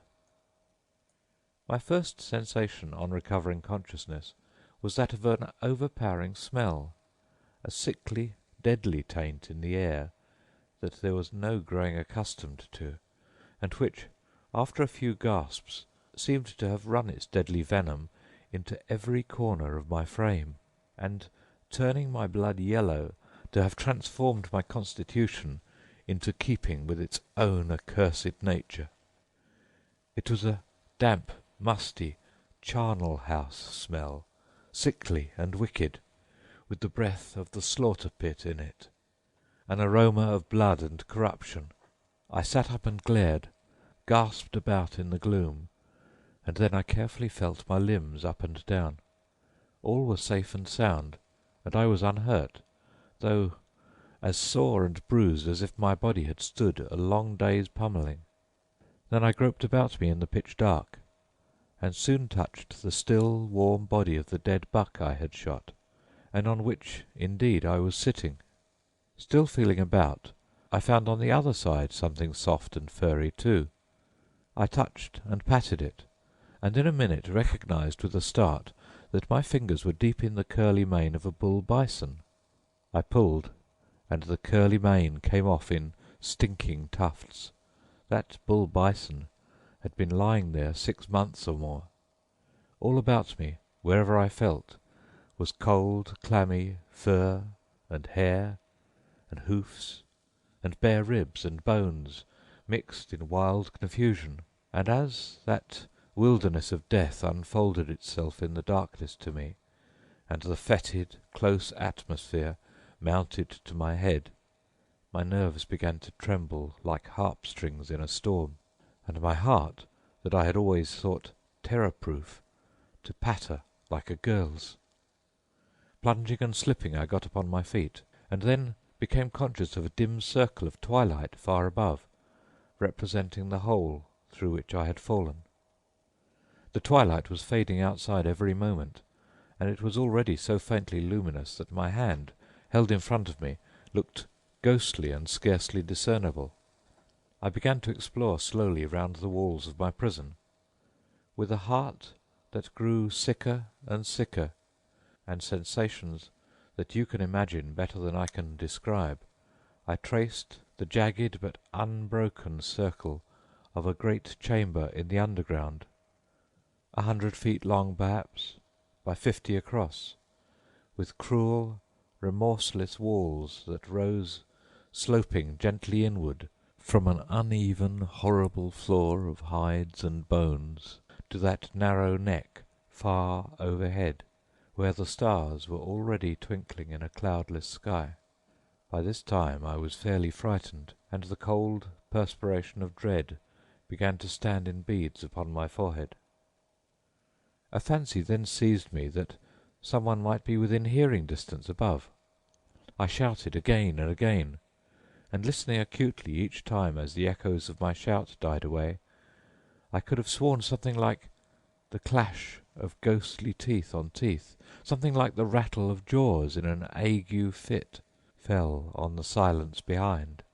With beating heart and an unfamiliar dread creeping over me, I crouched down in the gloom and listened. There was water dripping out in the dark, monotonous and dismal, and something like the breath from a husky throat away in the distance of the cavern came fitfully to my ears, though so uncertain that at first I thought it might have been only the rustle of the wind in the grass far overhead. Again, mastering all my resolution, I shouted until the darkness rang, then listened eagerly with every faculty on stretch, and again from the dimness came that tremulous gnashing of teeth and that wavering, long-drawn breath. Then my hair literally stood on end, and my eyes were fixed with breathless wonder in front of me, for out of the remotest gloom, where the corruption of the floor was already beginning to glow with pale blue wavering phosphorescent light as the night fell, rose, glimmering itself with that ghastly lustre, something slim and tall and tremulous. It was full of life, and yet was not quite of human form, and reared itself against the dark wall, all agleam, until its top, set with hollow eyes, was 9 or 10 feet from the ground, and oscillated and wavered, and seemed to feel about, as I had done, for an opening, and then on a sudden collapsed in a writhing heap upon the ground, and I distinctly heard the fall of its heavy body as it disappeared into the blue inferno that burnt below. Again that spectral thing rose laboriously, this time many paces nearer to me, to twice the height of a man, and wavered and felt about, and then sank down with a fall like the fall of heavy draperies, as though the energy that had lifted it suddenly expired. Nearer and nearer it came, travelling round the circuit of the walls in that strange way, and, awed and bewildered, I crept out into the open to let that dreadful thing go by, and presently, to my infinite relief, it travelled away, still wavering and writhing, and I breathed again. As that luminous shadow faded into the remote corners of the cave, I shouted once more, for the pleasure, it must have been, of hearing my own voice. Again there was that gnashing of teeth, and the instant afterwards such a hideous chorus of yells from the other side of the cavern, such a commingled howl of lost spirits, such an infernal moan of sorrow and shame and misery that rose and fell on the stillness of the night, that for an instant, lost to everything but that dreadful sound, I leapt to my feet with the stagnant blood cold as ice within me, my body pulseless for the moment, and mingled my mad shouting with the voices of those unseen devils in a hideous chorus. Then my manhood came back with a rush upon me, and judgment and sense, and I recognized in the trembling echoes a cry that I had often listened to in happier circumstances. That uproar came from the throats of wolves that had been trapped like myself. But were they alive? I thought, in fascinated wonder, how could they be in this horrible pit? And if they were not, picture oneself cornered in such a trap with a pack of wolfish spirits. It would not bear thinking of. Already my fancy saw constellations of fierce yellow eyes everywhere, and herds of wicked grey backs racing to and fro in the shadows. With a tremulous hand I felt in my pocket for a match, and found I had two, and two only. By this time the moon was up, and a great band of silver light, broad and bright, was creeping down the walls of our prison. But I would not wait for it. I struck the match with feverish eagerness, and held it overhead. It burnt brightly for a moment, and I saw I was in a great natural crypt, with no outlet anywhere but by the narrow neck above, and all chance of reaching that was impossible, as the walls sloped inwards everywhere as they rose to it. All the floor was piled thigh-deep with a ghastly tangle of animal remains, in every state of return to their native earth, from the bare bones that would have crumbled at a touch, to the hide, still glossy and sleek, of the stag that had fallen in only a week or two before. Such a carnage place I never saw. Such furs, such trophies, such heads and horns there were all round, as raised the envy of my hunter spirit, even in that emergency. But what held me spellbound and rooted my eyes into the shadows was, 20 paces off, lying full stretch along the glossy undulating path which the incessant feet of new victims had worn, month after month, over the hill and valley of dead bodies under the walls, a splendid 18-foot python. It was this creature's ghostly rambles and ineffectual attempts to scale the walls that had first scared me in that place of horrors. I turned round, for the match was short, and scarcely noticing a score or two of dejected rats, who squeaked and scrambled amongst lesser snakes and strange reptiles, looked hard across the cave. There, on their haunches, in a huddle against the far wall, staring at me with dull, cold eyes, were 5 of the biggest, ugliest wolves ever mortal saw. I had often seen wolves, but never any like those. All the pluck, grace, and savage vigour of their kind had gone from them. Their bodies, gorged with carrion, were vast, swollen, and hideous. Their shaggy fur was hanging in tatters from their red and mangy skins. The saliva streamed from their jaws in yellow ribbons. Their bleary eyes were drowsy and dull. Their great throats, as they opened them to howl in sad chorus at the handful of purple night above, were dry and yellow, and there was about them such an air of disgusting misery and woe-begonness that, with a shudder and a cry I could not suppress, I let the last embers of the burning match fall to the ground.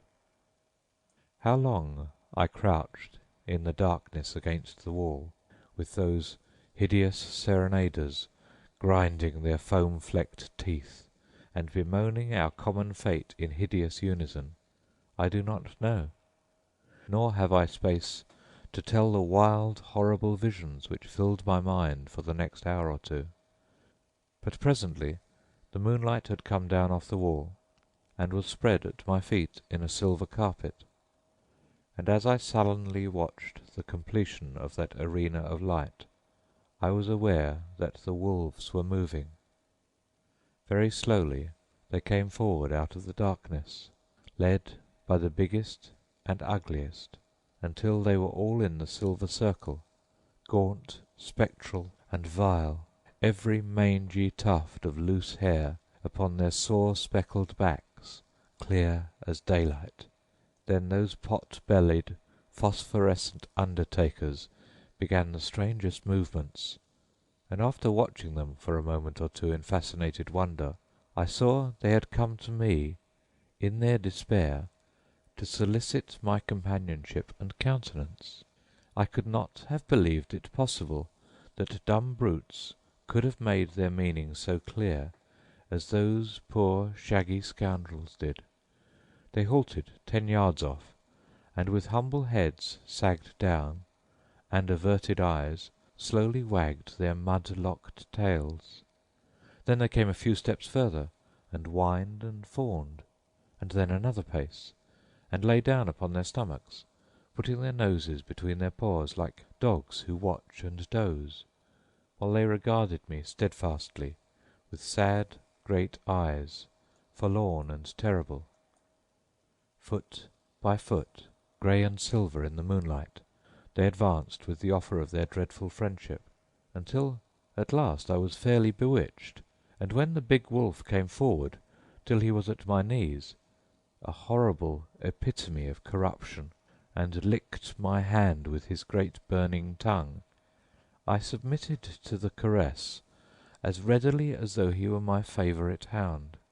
Henceforth the pack seemed to think the compact was sealed, and thrust their odious company upon me, trotting at my heels, howling when I shouted, and muzzling down to me, putting their heavy paws upon my feet, and their great steaming jaws upon my chest, whenever, in despair and weariness, I tried to snatch a moment's sleep.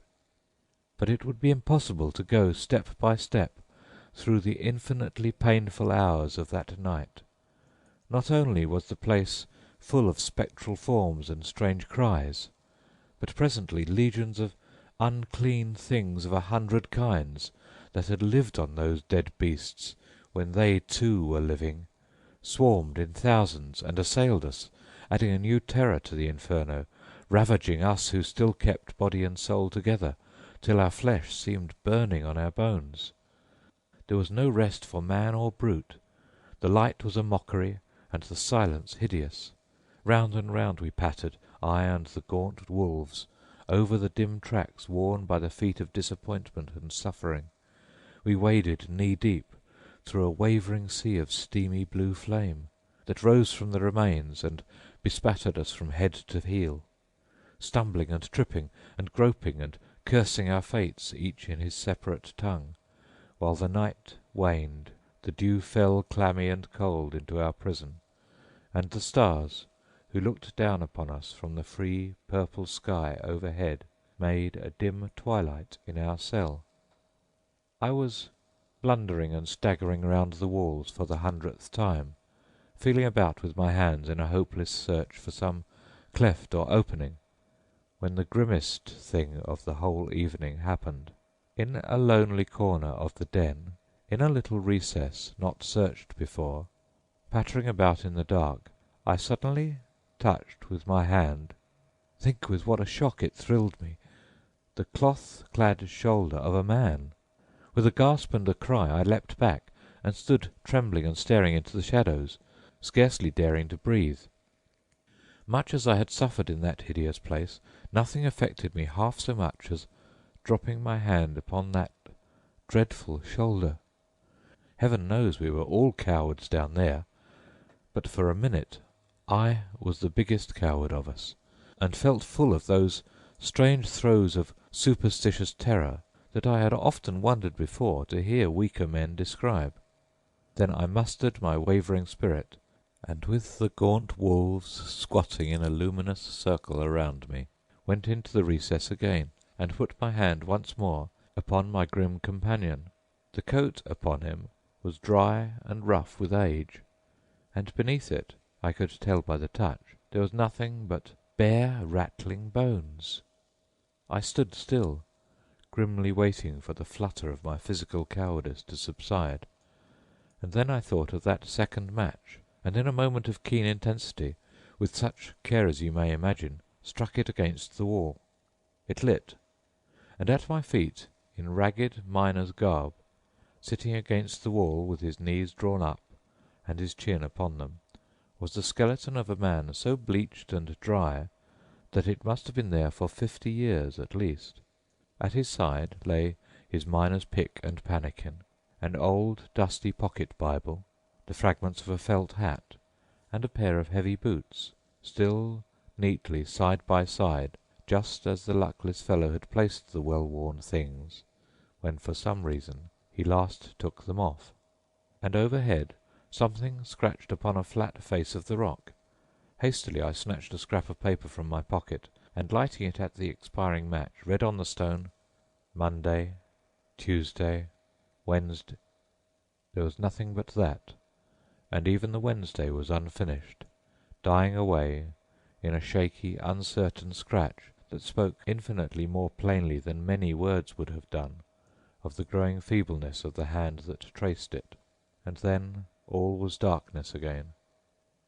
I crept back to my distant corner and crouched like the dead man against the wall, with my chin upon my knees, and kept repeating to myself the horrible simplicity of that diary, Monday, Tuesday, Wednesday.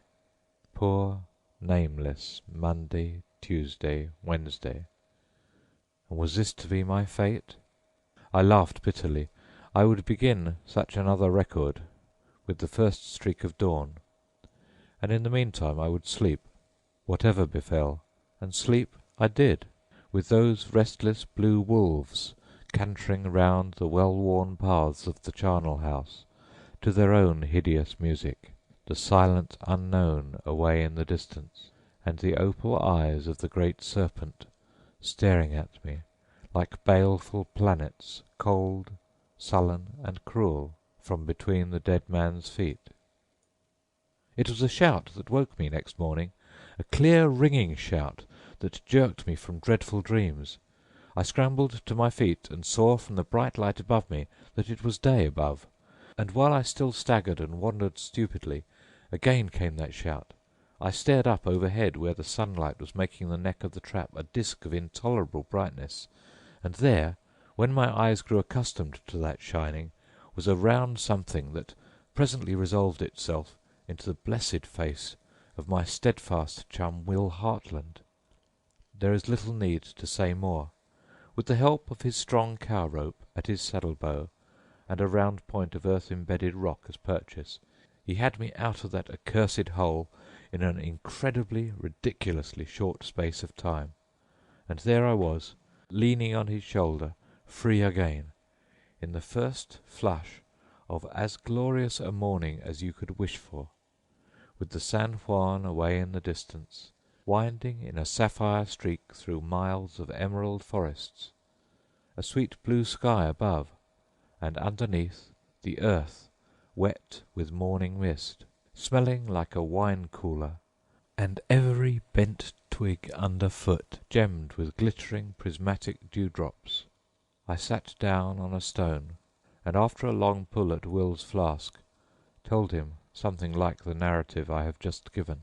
And when the tale was done, I paused a minute, and then said somewhat shyly, "And now I'm going back, Will, old man, back for those poor devils down yonder who haven't a chance for their lives unless I do."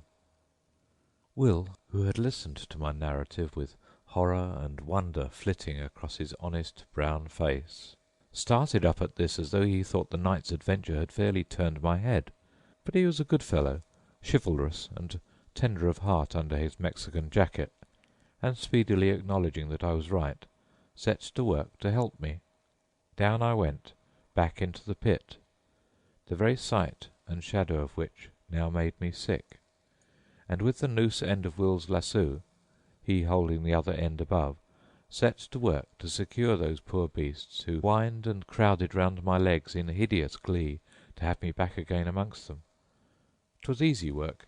They were stupid and heavy and seemed to have time, and when a wolf was fast, shouted to Will, who hauled some idea of my intentions, and thus I noosed them one at a time with scant ceremony, and up the grey ghoul went into that sunshine he had not seen for many weeks, until he and all his comrades were free once more, spinning and struggling and yelping, truly a wonderful sight. But nothing would move the python. I followed him round and round, trying all I knew to get his cruel, cynical head through the noose, and then, when he had refused it a dozen times, I grew angry and cursed him, and gathering up all the tortoises, lizards, and lesser beasts I could find into my waistband, ascended into the sweet outer air once more. A very few hours afterwards, a heavy blasting charge, fetched from a neighbouring mine, was dangling by a string just inside the mouth of the detestable trap, with its fuse burning brightly.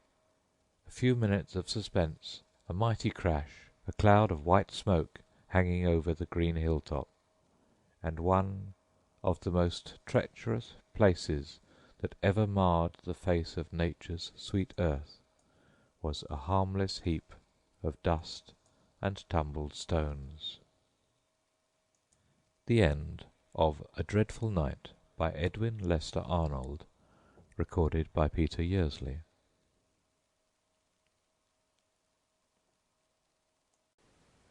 The Japan Box by Sir Arthur Conan Doyle. It was a curious thing, said the private tutor. One of those grotesque and whimsical incidents which occur to one as one goes through life. I lost the best situation which I am ever likely to have through it. But I am glad that I went to Thorpe Place, for I gained— well, as I tell you the story, you will learn what I gained. I don't know whether you are familiar with that part of the Midlands which is drained by the Avon. It is the most English part of England. Shakespeare, the flower of our whole race, was born right in the middle of it. It is a land of rolling pastures, rising in the higher folds to the westwards, until they swell into the Malvern Hills. There are no towns, but numerous villages, each with its grey Norman church. You have left the brick of the southern and eastern counties behind you, and everything is stone. Stone for the walls, and lichened slabs of stone for the roofs. It is all grim and solid and massive, as befits the heart of a great nation. It was in the middle of this country, not far from Evesham, that Sir John Bollamore lived in the old ancestral home of Thorpe Place, and thither it was that I came to teach his two little sons. Sir John was a widower, his wife had died 3 years before, and he had been left with these two lads, aged 8 and 10, and one dear little girl of 7. Miss Witherton, who is now my wife, was governess to this little girl. I was tutor to the two boys. Could there be a more obvious prelude to an engagement? She governs me now, and I tutor 2 little boys of our own. But there, I have already revealed what it was which I gained in Thorpe Place. It was a very, very old house, incredibly old, pre-Norman, some of it, and the Bollamores claimed to have lived in that situation since long before the Conquest. It struck a chill to my heart when I first came there, those enormously thick grey walls, the crude crumbling stones, the smell as from a sick animal which exhaled from the rotting plaster of the aged building. But the modern wing was bright and the garden was well kept. No house could be dismal which had a pretty girl inside it and such a show of roses in front. Apart from a very complete staff of servants, there were only 4 of us in the household.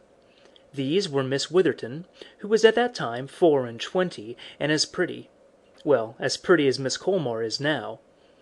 Myself, Frank Colmore, aged 30, Mrs. Stevens, the housekeeper, a dry, silent woman, and Mr. Richards, a tall, military-looking man, who acted as steward to the Bollamore estates. We 4 always had our meals together, but Sir John had his usually alone in the library.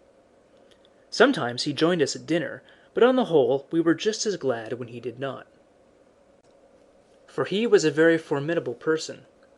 Imagine a man 6 feet 3 inches in height, majestically built, with a high-nosed, aristocratic face, brindled hair, shaggy eyebrows, a small, pointed, Mephistophelian beard, and lines upon his brow and round his eyes as deep as if they had been carved with a penknife.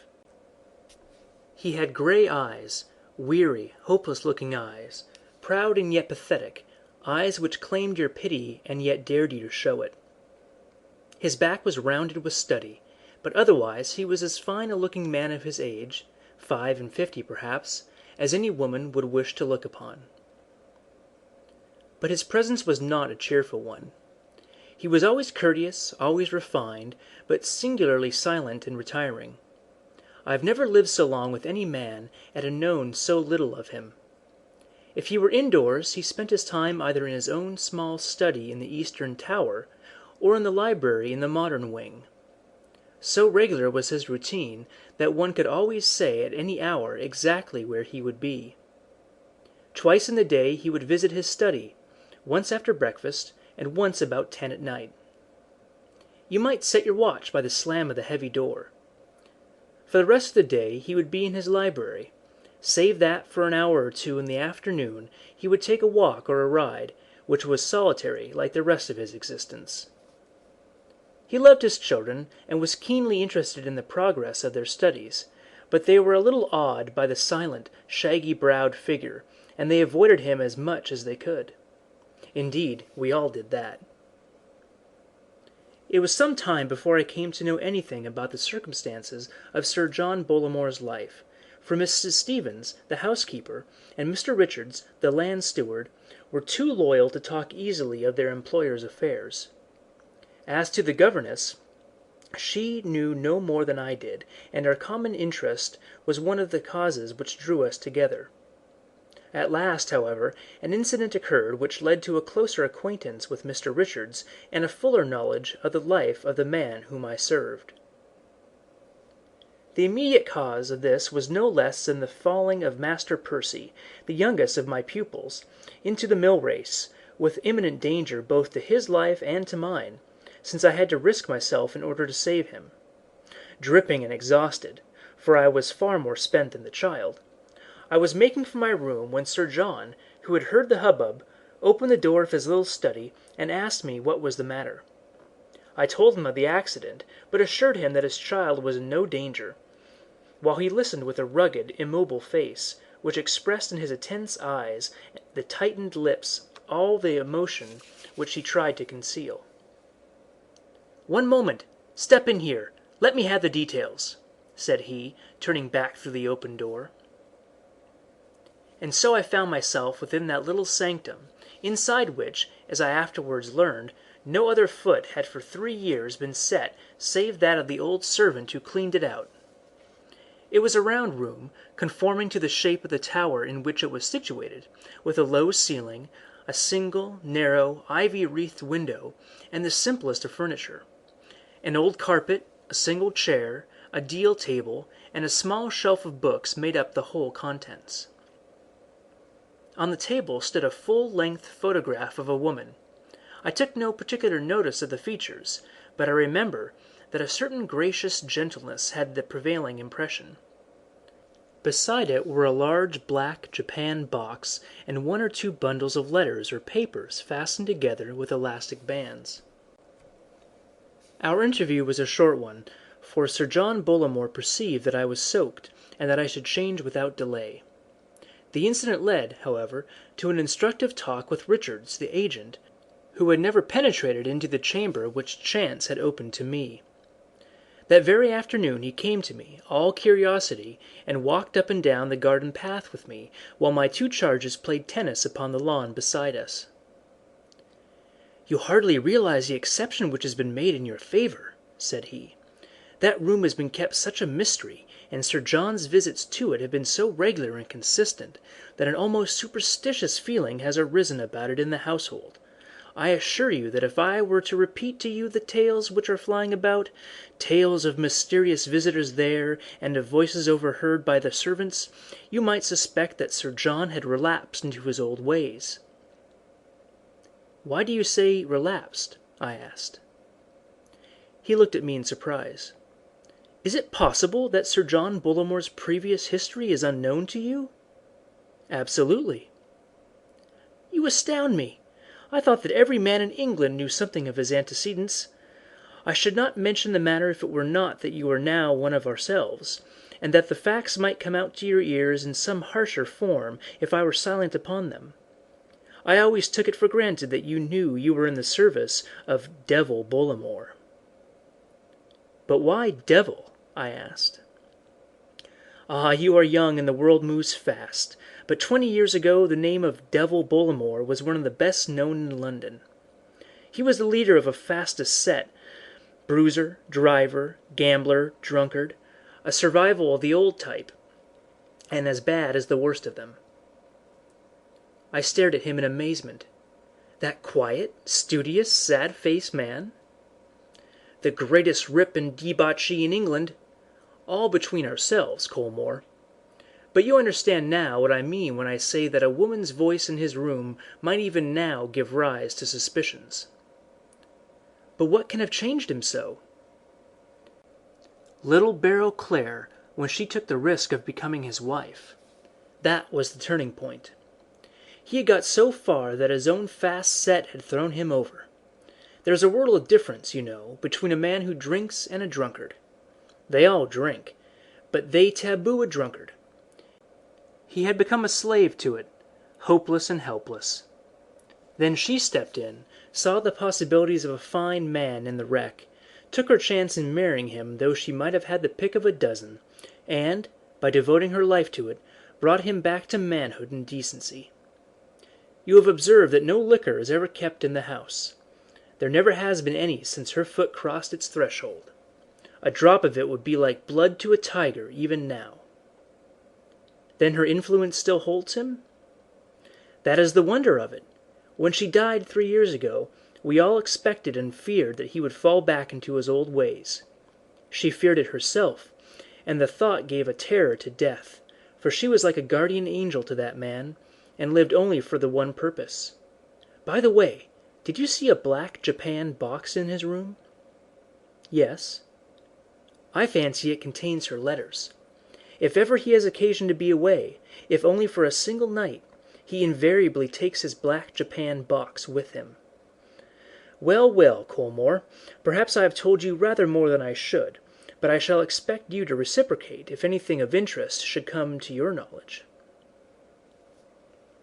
I could see that the worthy man was consumed with curiosity, and just a little piqued that I, the newcomer, should have been the first to penetrate into the untrodden chamber. But the fact raised me in his esteem, and from that time onwards I found myself upon more confidential terms with him. And now the silent and majestic figure of my employer became an object of greater interest to me. I began to understand that strangely human look in his eyes, those deep lines upon his careworn face. He was a man who was fighting a ceaseless battle, holding at arm's length, from morning till night, a horrible adversary who was forever trying to close with him, an adversary which would destroy him, body and soul, could it but fix its claws once more upon him. As I watched the grim, round-backed figure pacing the corridor or walking in the garden, this imminent danger seemed to take bodily shape, and I could almost fancy that I saw this most loathsome and dangerous of all the fiends crouching closely in his very shadow, like a half-cowed beast which slinks beside its keeper, ready at any unguarded moment to spring at his throat. And the dead woman, the woman who had spent her life in warding off this danger, took shape also in my imagination, and I saw her as a shadowy but beautiful presence which intervened forever with arms uplifted to screen the man whom she loved. In some subtle way he divined the sympathy which I had for him, and he showed in his own silent fashion that he appreciated it. He even invited me once to share his afternoon walk, and although no word passed between us on this occasion, it was a mark of confidence which he had never shown to anyone before. He asked me also to index his library. It was one of the best private libraries in England, and I spent many hours in the evening in his presence, if not in his society, he reading at his desk and I sitting in a recess by the window reducing to order the chaos which existed among his books. In spite of these close relations, I was never again asked to enter the chamber in the turret. And then came my revulsion of feeling. A single incident changed all my sympathy to loathing, and made me realize that my employer still remained all that he ever had been, with the additional vice of hypocrisy.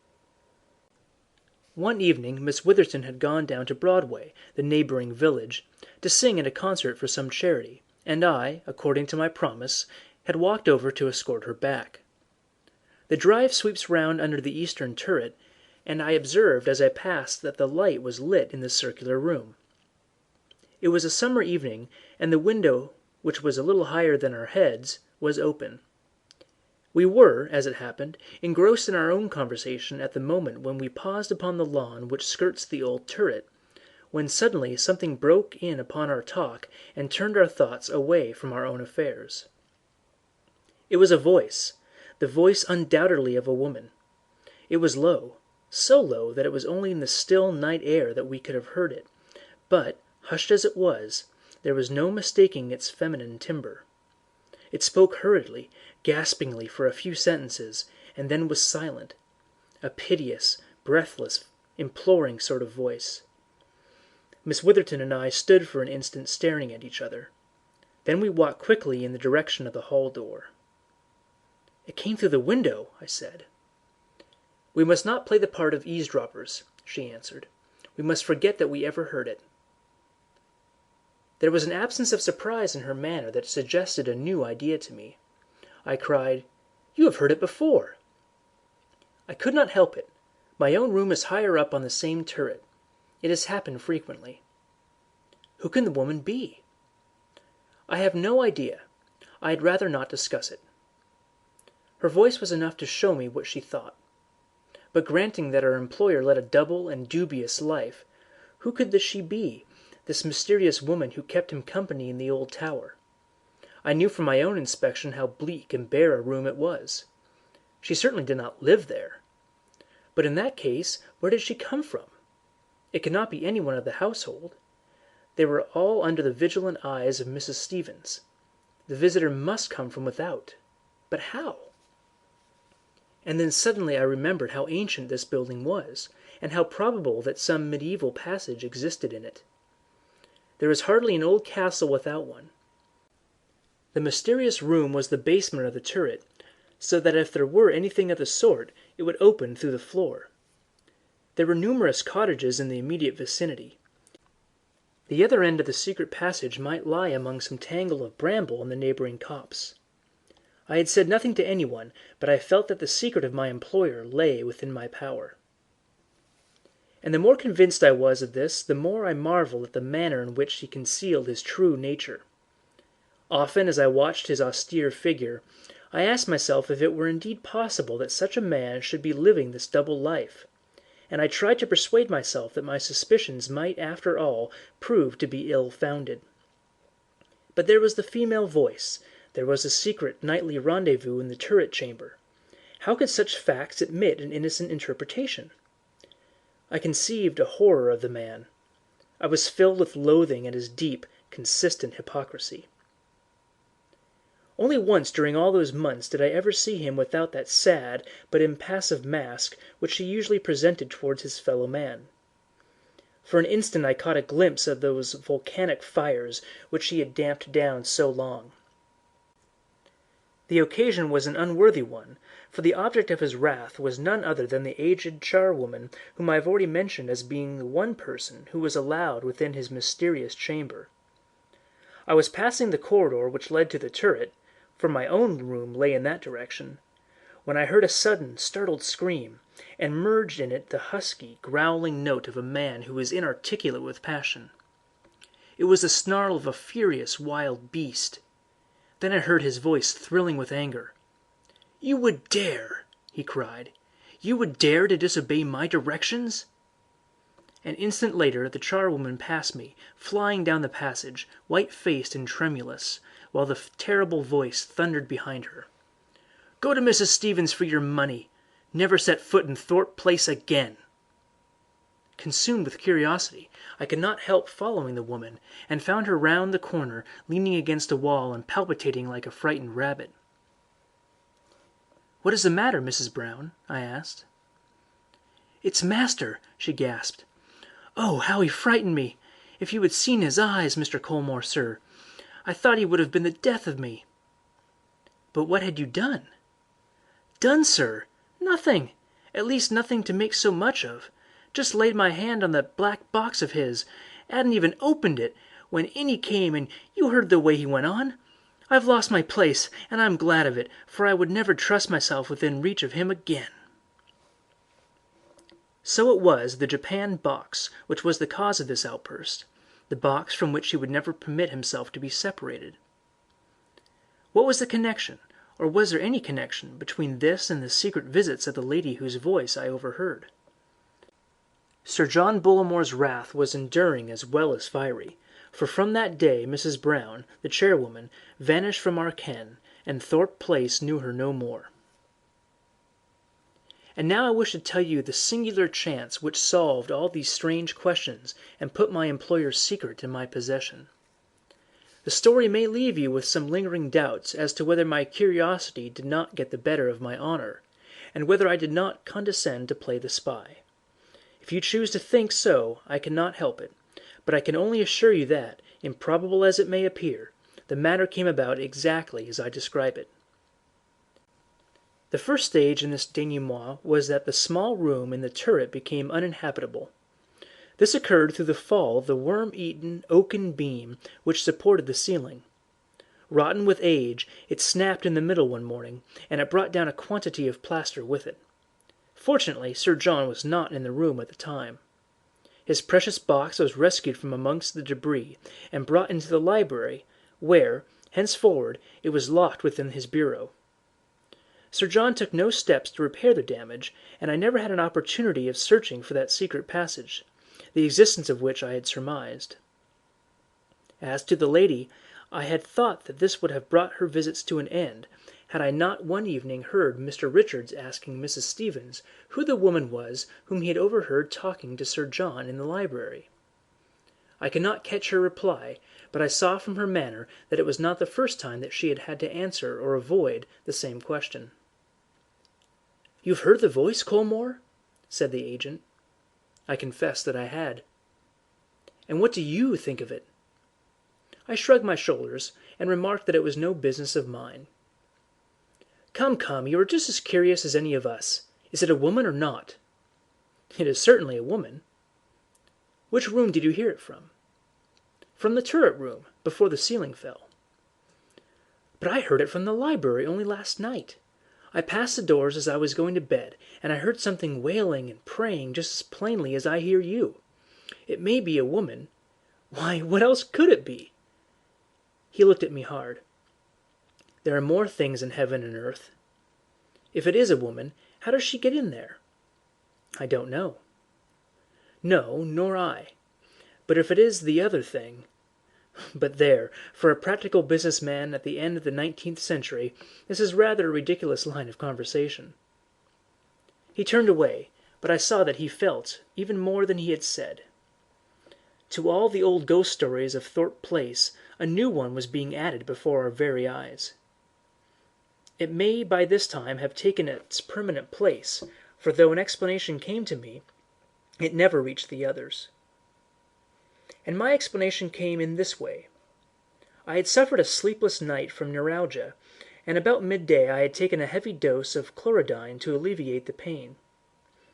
At that time I was finishing the indexing of Sir John Bollamore's library, and it was my custom to work there from 5 until 7. On this particular day I struggled against the double effect of my bad night and the narcotic. I have already mentioned that there was a recess in the library, and in this it was my habit to work. I settled down steadily to my task, but my weariness overcame me, and, falling back upon the settee, I dropped into a heavy sleep. How long I slept I do not know, but it was quite dark when I awoke. Confused by the chlorodyne which I had taken, I lay motionless in a semi-conscious state. The great room with its high walls covered with books loomed darkly all around me. A dim radiance from the moonlight came through the farther window, and against this lighter background I saw that Sir John Bollamore was sitting at his study table. His well-set head and clearly cut profile were sharply outlined against the glimmering square behind him. He bent as I watched him, and I heard the sharp turning of a key and the rasping of metal upon metal.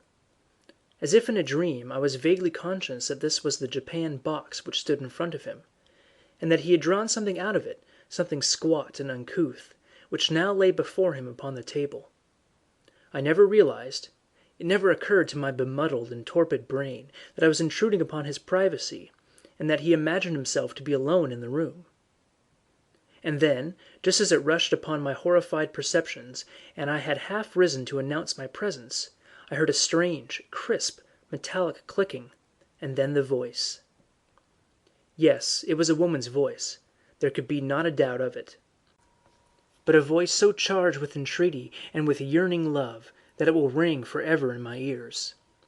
It came with a curious, far-away tinkle, but every word was clear, though faint, very faint, for they were the last words of a dying woman. "I am not really gone, John," said the thin, gasping voice. "I am here at your very elbow, and shall be until we meet once more.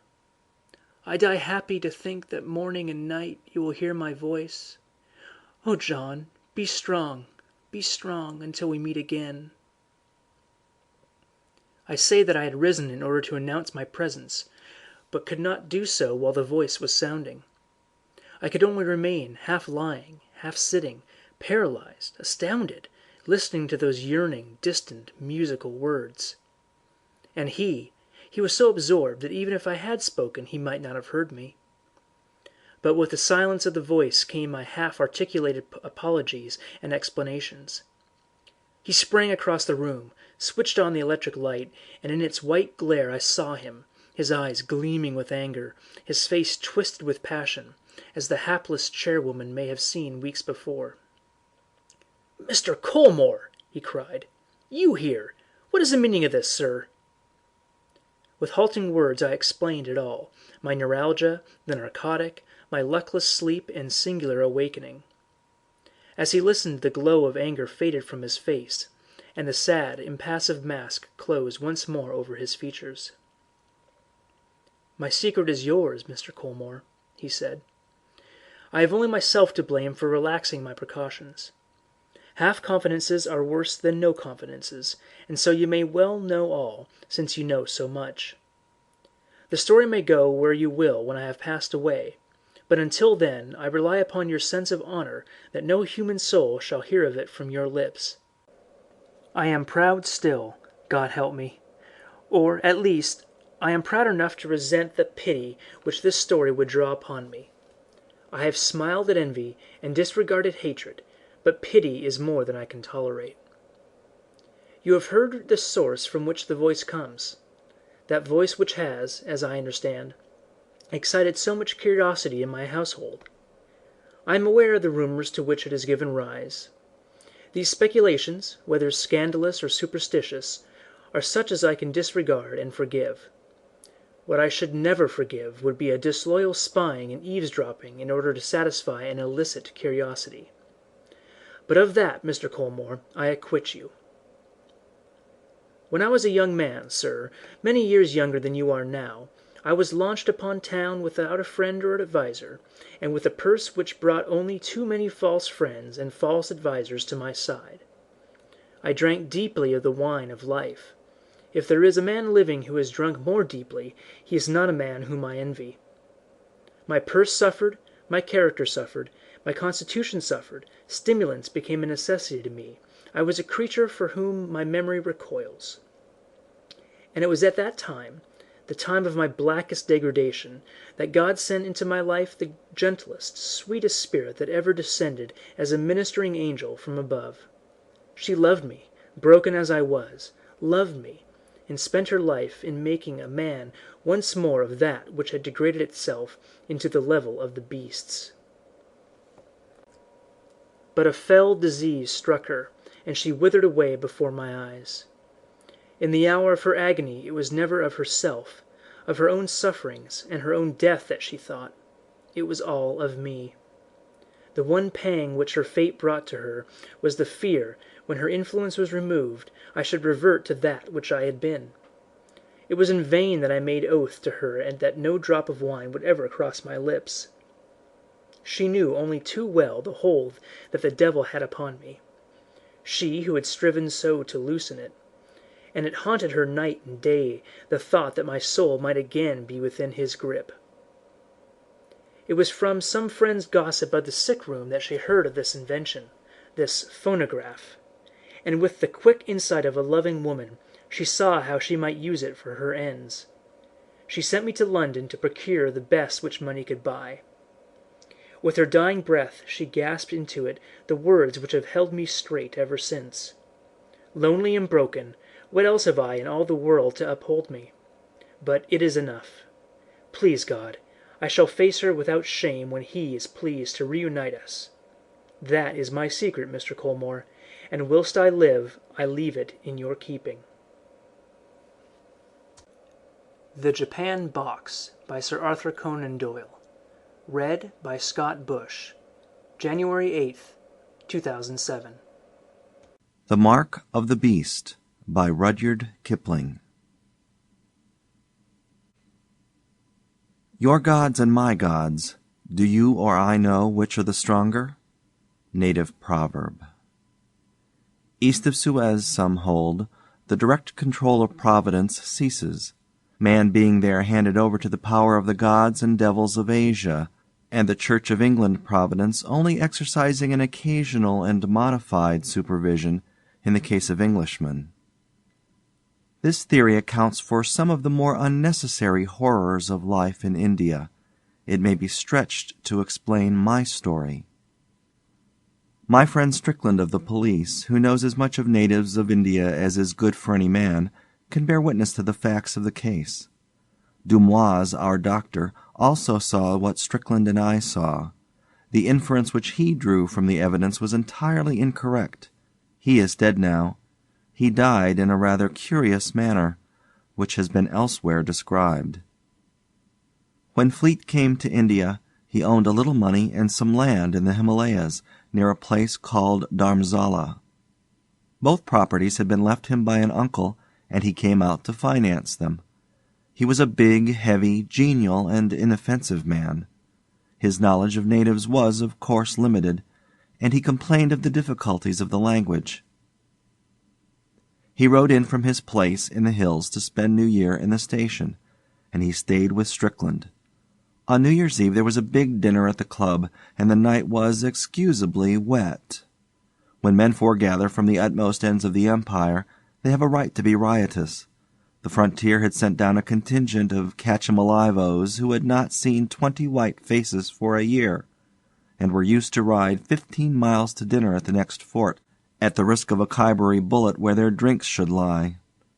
They profited by their new security, for they tried to play pool with a curled-up hedgehog found in the garden, and one of them carried the marker round the room in his teeth. Half a dozen planters had come in from the south and were talking horse to the biggest liar in Asia, who was trying to cap all their stories at once. Everybody was there, and there was a general closing up of ranks and taking stock of our losses in dead or disabled that had fallen during the past year. It was a very wet night, and I remember that we sang Auld Lang Syne with our feet in the Polo Championship Cup and our heads among the stars, and swore that we were all dear friends. Then some of us went away and annexed Burma, and some tried to open up the Sudan and were opened up by fuzzies in that cruel scrub outside Suakim, and some found stars and medals, and some were married, which was bad, and some did other things which were worse, and the others of us stayed in our chairs and strove to make money on insufficient experiences.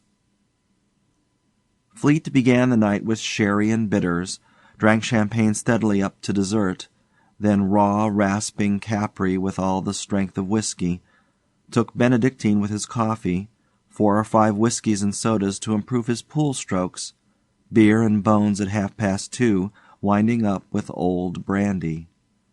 Consequently, when he came out at 3:30 in the morning, into 14 degrees of frost, he was very angry with his horse for coughing, and tried to leapfrog into the saddle. The horse broke away and went to his stables, so Strickland and I formed a guard of dishonor to take Fleet home. Our road lay through the bazaar, close to a little temple of Hanuman, the monkey god, who is a leading divinity worthy of respect. All gods have good points, just as have all priests. Personally, I attach much importance to Hanuman, and am kind to his people, the great gray apes of the hills. One never knows when one may want a friend. There was a light in the temple, and as we passed we could hear voices of men chanting hymns. In a native temple the priests rise at all hours of the night to do honor to their god. Before we could stop him, Fleet dashed up the steps, patted 2 priests on the back, and was gravely grinding the ashes of his cigar butt into the forehead of the red stone image of Hanuman. Strickland tried to drag him out, but he sat down and said solemnly, "See that? Mark of the beast. I made it. Isn't it fine?" In half a minute the temple was alive and noisy, and Strickland, who knew what came of polluting gods, said that things might occur. He, by virtue of his official position, long resided in the country, and weakness for going among the natives was known to the priests, and he felt unhappy. Fleet sat on the ground and refused to move. He said that good old Hanuman made a very soft pillow. Then, without any warning, a silver man came out of a recess behind the image of the god. He was perfectly naked in that bitter, bitter cold, and his body shone like frosted silver, for he was what the Bible calls a leper as white as snow. Also he had no face, because he was a leper of some years' standing, and his disease was heavy upon him. We too stooped to haul Fleet up, and the temple was filling and filling with folk who seemed to spring from the earth, when the silver man ran in under our arms, making a noise exactly like the mewing of an otter, caught Fleet round the body, and dropped his head on Fleet's breast before we could wrench him away. Then he retired to a corner and sat mewing, while the crowd blocked all the doors. The priests were very angry until the silver man touched Fleet. That nuzzling seemed to sober them. At the end of a few minutes' silence, one of the priests came to Strickland and said in perfect English, "Take your friend away. He has done with Hanuman, but Hanuman has not done with him." The crowd gave room, and we carried Fleet into the road. Strickland was very angry. He said that we might all three have been knifed, and that Fleet should thank his stars that he had escaped without injury. Fleet thanked no one. He said that he wanted to go to bed. He was gorgeously drunk. We moved on, Strickland silent and wrathful, until Fleet was taken with violent shivering fits and sweating. He said that the smells of the bazaar were overpowering, and he wondered why slaughter-houses were permitted so near English residences. "Can't you smell the blood?" said Fleet. We put him to bed at last, just as the dawn was breaking, and Strickland invited me to have another whiskey and soda. While we were drinking he talked of the trouble in the temple, and admitted that it baffled him completely. Strickland hates being mystified by natives, because his business in life is to overmatch them with their own weapons. He has not yet succeeded in doing this, but in 15 or 20 years he will have made some small progress. "They should have mauled us," he said, "instead of mewing at us. I wonder what they meant. I don't like it one little bit." I said that the managing committee of the temple would in all probability bring a criminal action against us for insulting their religion. There was a section of the Indian Penal Code which exactly met Fleet's offense. Strickland said he only hoped and prayed that they would do this. Before I left I looked into Fleet's room, and saw him lying on his right side, scratching his left breast. Then I went to bed, cold, depressed, and unhappy, at 7 o'clock in the morning. At 1 o'clock I rode over to Strickland's house to inquire after Fleet's head. I imagined that it would be a sore one. Fleet was breakfasting and seemed unwell. His temper was gone, for he was abusing the cook for not supplying him with an underdone chop. A man who can eat raw meat after a wet night is a curiosity. I told Fleet this, and he laughed. "You breed queer mosquitoes in these parts," he said. "I've been bitten to pieces, but only in one place." "Let's have a look at the bite," said Strickland. "It may have gone down since this morning." While the chops were being cooked, Fleet opened his shirt and showed us, just over his left breast, a mark, the perfect double of the black rosettes, the 5 or 6 irregular blotches arranged in a circle, on a leopard's hide. Strickland looked and said, "It was only pink this morning. It's grown black now." Fleet ran to a glass. "By Jove," he said, "this is nasty. What is it?" We could not answer. Here the chops came in, all red and juicy, and Fleet bolted 3 in a most offensive manner. He ate on his right grinders only, and threw his head over his right shoulder as he snapped the meat. When he had finished, it struck him that he had been behaving strangely, for he said apologetically, "I don't think I ever felt so hungry in my life. I've bolted like an ostrich." After breakfast, Strickland said to me, "Don't go. Stay here, and stay for the night." Seeing that my house was not 3 miles from Strickland's, this request was absurd. But Strickland insisted, and was going to say something when Fleet interrupted by declaring in a shamefaced way that he felt hungry again. Strickland sent a man to my house to fetch over my bedding and a horse, and we 3 went down to Strickland's stables to pass the hours until it was time to go out for a ride. The man who has a weakness for horses never wearies of inspecting them, and when 2 men are killing time in this way, they gather knowledge and lies the one from the other. There were 5 horses in the stables, and I shall never forget the scene as we tried to look them over. They seemed to have gone mad. They reared and screamed and nearly tore up their pickets. They sweated and shivered and lathered and were distraught with fear. Strickland's horses used to know him as well as his dogs, which made the matter more curious. We left the stable for fear of the brutes throwing themselves in their panic. Then Strickland turned back and called me. The horses were still frightened, but they let us gentle and make much of them, and put their heads in our bosoms. "They aren't afraid of us," said Strickland. "Do you know, I'd give 3 months' pay if Outrage here could talk." But Outrage was dumb, and could only cuddle up to his master and blow out his nostrils, as is the custom of horses when they wish to explain things but can't. Fleet came up when they were in the stalls, and as soon as the horses saw him, their fright broke out afresh. It was all that we could do to escape from the place unkicked. Strickland said, "They don't seem to love you, Fleet." "Nonsense," said Fleet. "My mare will follow me like a dog." He went to her. She was in a loose box, but as he slipped the bars she plunged, knocked him down, and broke away into the garden. I laughed, but Strickland was not amused. He took his mustache in both fists and pulled at it till it nearly came out. Fleet, instead of going off to chase his property, yawned, saying that he felt sleepy. He went to the house to lie down, which was a foolish way of spending New Year's Day. Strickland sat with me in the stables and asked if I had noticed anything peculiar in Fleet's manner.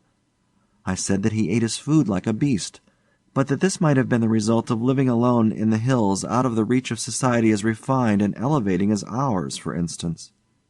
Strickland was not amused.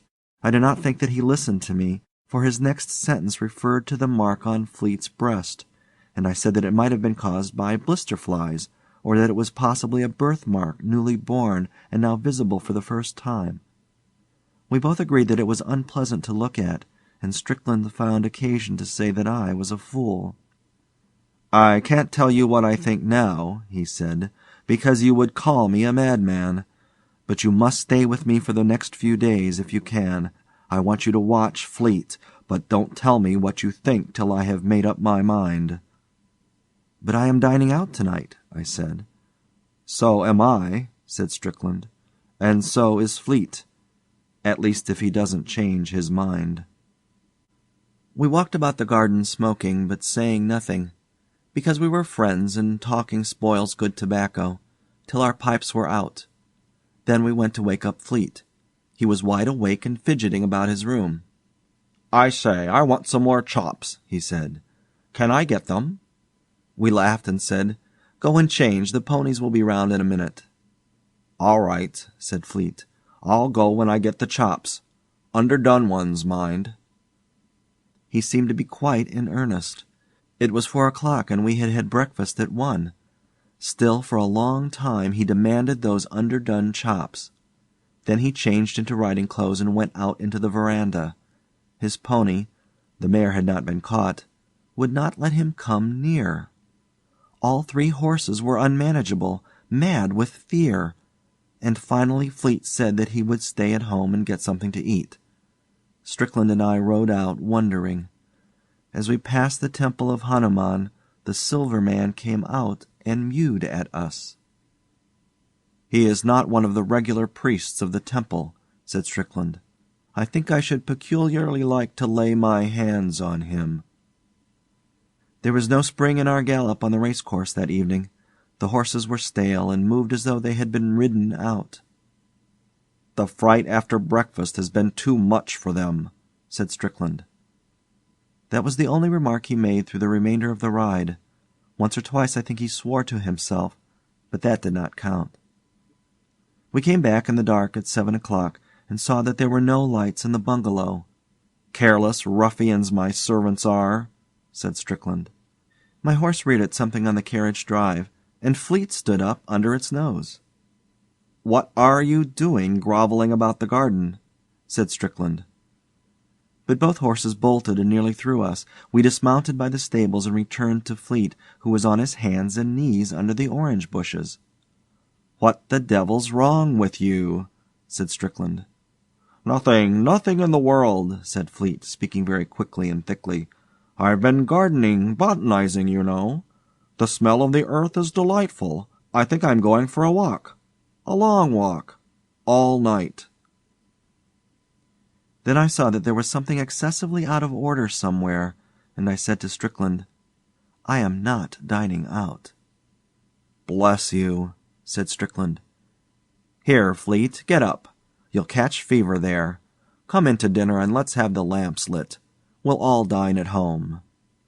Fleet stood up unwillingly and said, No lamps, it's much nicer here.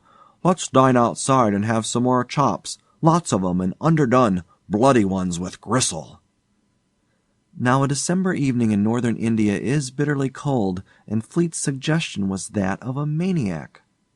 "Come in," said Strickland sternly. "Come in at once." Fleet came, and when the lamps were brought, we saw that he was literally plastered with dirt from head to foot. He must have been rolling in the garden. He shrank from the light and went to his room. His eyes were horrible to look at. There was a green light behind them, not in them, if you understand, and the man's lower lip hung down. Strickland said, "There is going to be trouble, big trouble, tonight. Don't you change your writing things." We waited and waited for Fleet's reappearance, and ordered dinner in the meantime. We could hear him moving about his own room, but there was no light there. Presently from the room came the long-drawn howl of a wolf. People write and talk lightly of blood running cold and hair standing up and things of that kind. Both sensations are too horrible to be trifled with. My heart stopped as though a knife had been driven through it, and Strickland turned as white as the tablecloth. The howl was repeated, and was answered by another howl far across the fields. That set the gilded roof on the horror. Strickland dashed into Fleet's room. I followed, and we saw Fleet getting out of the window. He made beast noises in the back of his throat. He could not answer us when we shouted at him. He spat. I don't quite remember what followed, but I think that Strickland must have stunned him with the long bootjack, or else I should never have been able to sit on his chest. Fleet could not speak. He could only snarl, and his snarls were those of a wolf, not of a man. The human spirit must have been giving way all day and have died out with the twilight. We were dealing with a beast that had once been Fleet. The affair was beyond any human and rational experience. I tried to say hydrophobia, but the word wouldn't come, because I knew that I was lying. We bound this beast with leather thongs of the punka rope, and tied its thumbs and big toes together, and gagged it with a shoehorn, which makes a very efficient gag if you know how to arrange it. Then we carried it into the dining room, and sent a man to Dumoise, the doctor, telling him to come over at once. After we had dispatched the messenger and were drawing breath, Strickland said, "It's no good. This isn't any doctor's work." I also knew that he spoke the truth. The beast's head was free, and it threw it about from side to side. Anyone entering the room would have believed that we were curing a wolf's pelt. That was the most loathsome accessory of all. Strickland sat with his chin in the heel of his fist, watching the beast as it wriggled on the ground, but saying nothing. The shirt had been torn open in the scuffle and showed the black rosette mark on the left breast. It stood out like a blister. In the silence of the watching we heard something without, mewing like a she-otter. We both rose to our feet and, I answer for myself, not Strickland, felt sick, actually and physically sick. We told each other, as did the men in Pinafore, that it was the cat. Dumoise arrived, and I never saw a little man so unprofessionally shocked. He said that it was a heart-rending case of hydrophobia, and that nothing could be done. At least any palliative measures would only prolong the agony. The beast was foaming at the mouth. Fleet, as we told Dumoise, had been bitten by dogs once or twice. Any man who keeps half a dozen terriers must expect a nip now and again. Dumoise could offer no help. He could only certify that Fleet was dying of hydrophobia. The beast was then howling, for it had managed to spit out the shoehorn. Dumoise said that he would be ready to certify to the cause of death, and that the end was certain. He was a good little man, and he offered to remain with us, but Strickland refused the kindness. He did not wish to poison Dumoise' New Year. He would only ask him not to give the real cause of Fleet's death to the public. So Dumoise left, deeply agitated, and as soon as the noise of the cartwheels had died away, Strickland told me in a whisper his suspicions. They were so wildly improbable that he dared not say them out aloud, and I, who entertained all Strickland's beliefs, was so ashamed of owning to them that I pretended to disbelieve. Even if the Silver Man had bewitched Fleet for polluting the image of Hanuman, the punishment could not have fallen so quickly. As I was whispering this, the cry outside the house rose again, and the beast fell into a fresh paroxysm of struggling until we were afraid that the thongs that held it would give way. "Watch," said Strickland. "If this happens 6 times, I shall take the law into my own hands. I order you to help me." He went into his room and came out in a few minutes with the barrels of an old shotgun, a piece of fishing line, some thick cord, and his heavy wooden bedstead. I reported that the convulsions had followed the cry by 2 seconds in each case, and the beast seemed perceptibly weaker. Strickland muttered, "But he can't take away the life. He can't take away the life." I said, though I knew that I was arguing against myself, "It may be a cat. It must be a cat. If the Silver Man is responsible, why does he dare to come here?"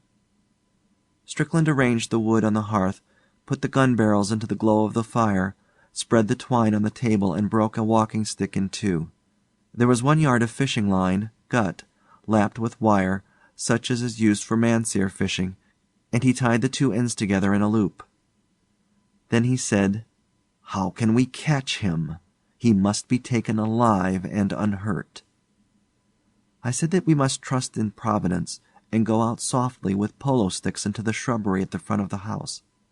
The man or animal that made the cry was evidently moving round the house as regularly as a night watchman. We could wait in the bushes till he came by and knock him over. Strickland accepted this suggestion, and we slipped out from a bathroom window into the front veranda, and then across the carriage drive into the bushes.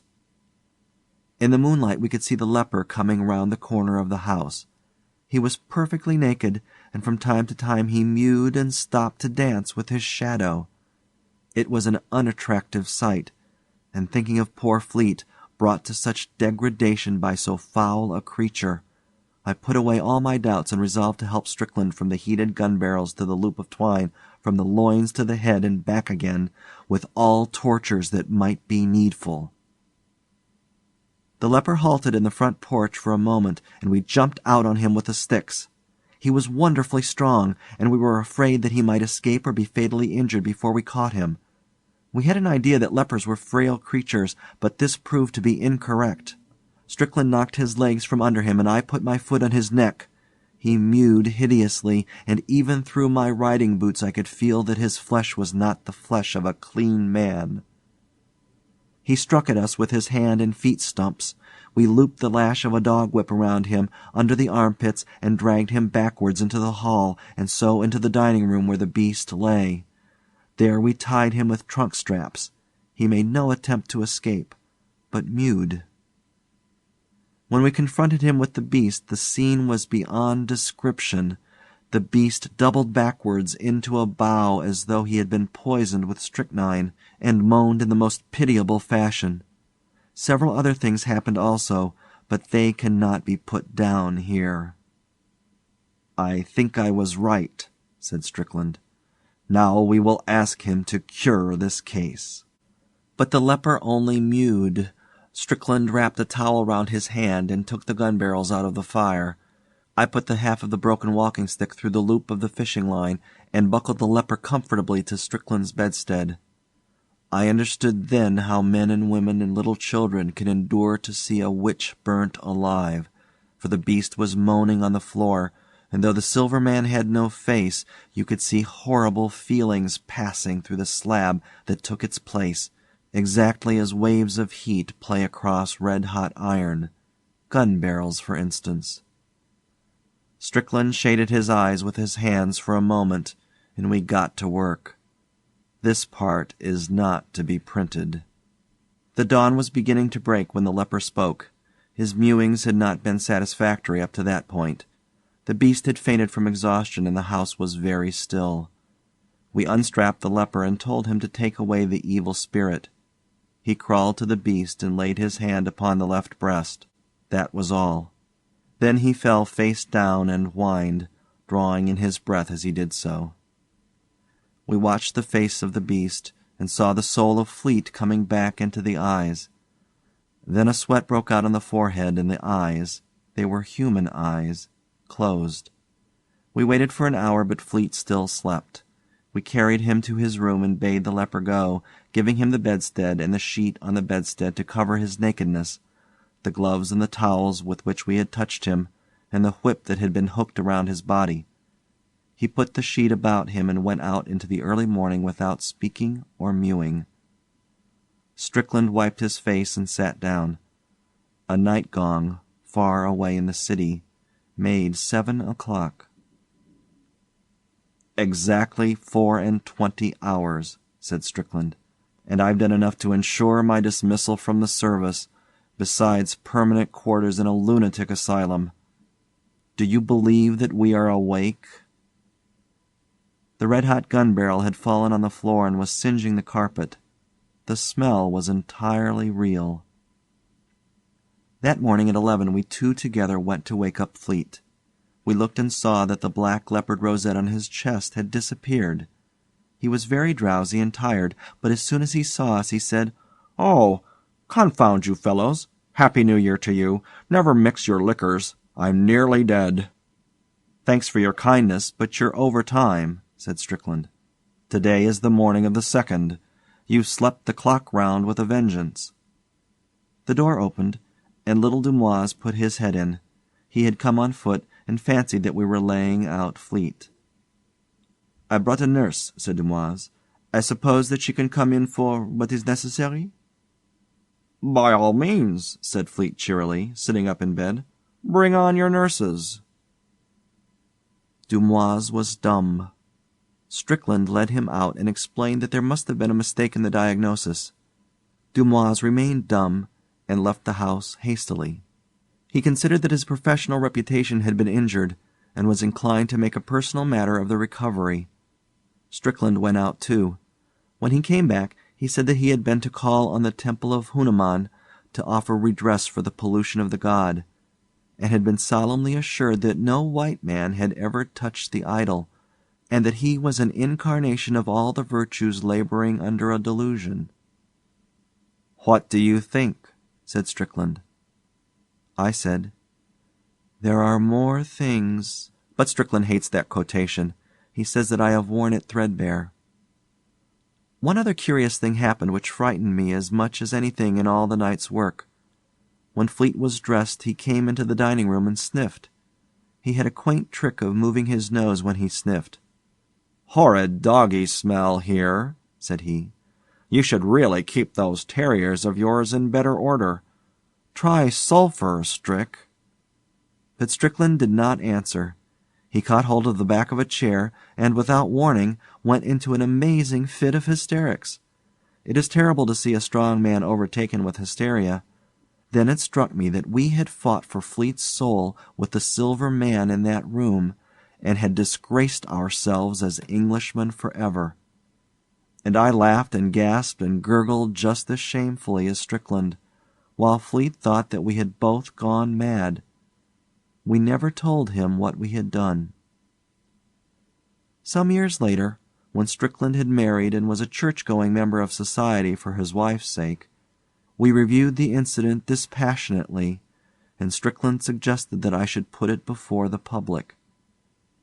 I cannot myself see that this step is likely to clear up the mystery, because, in the first place, no one will believe a rather unpleasant story, and, in the second, it is well known to every right-minded man that the gods of the heathen are stone and brass, and any attempt to deal with them otherwise is justly condemned.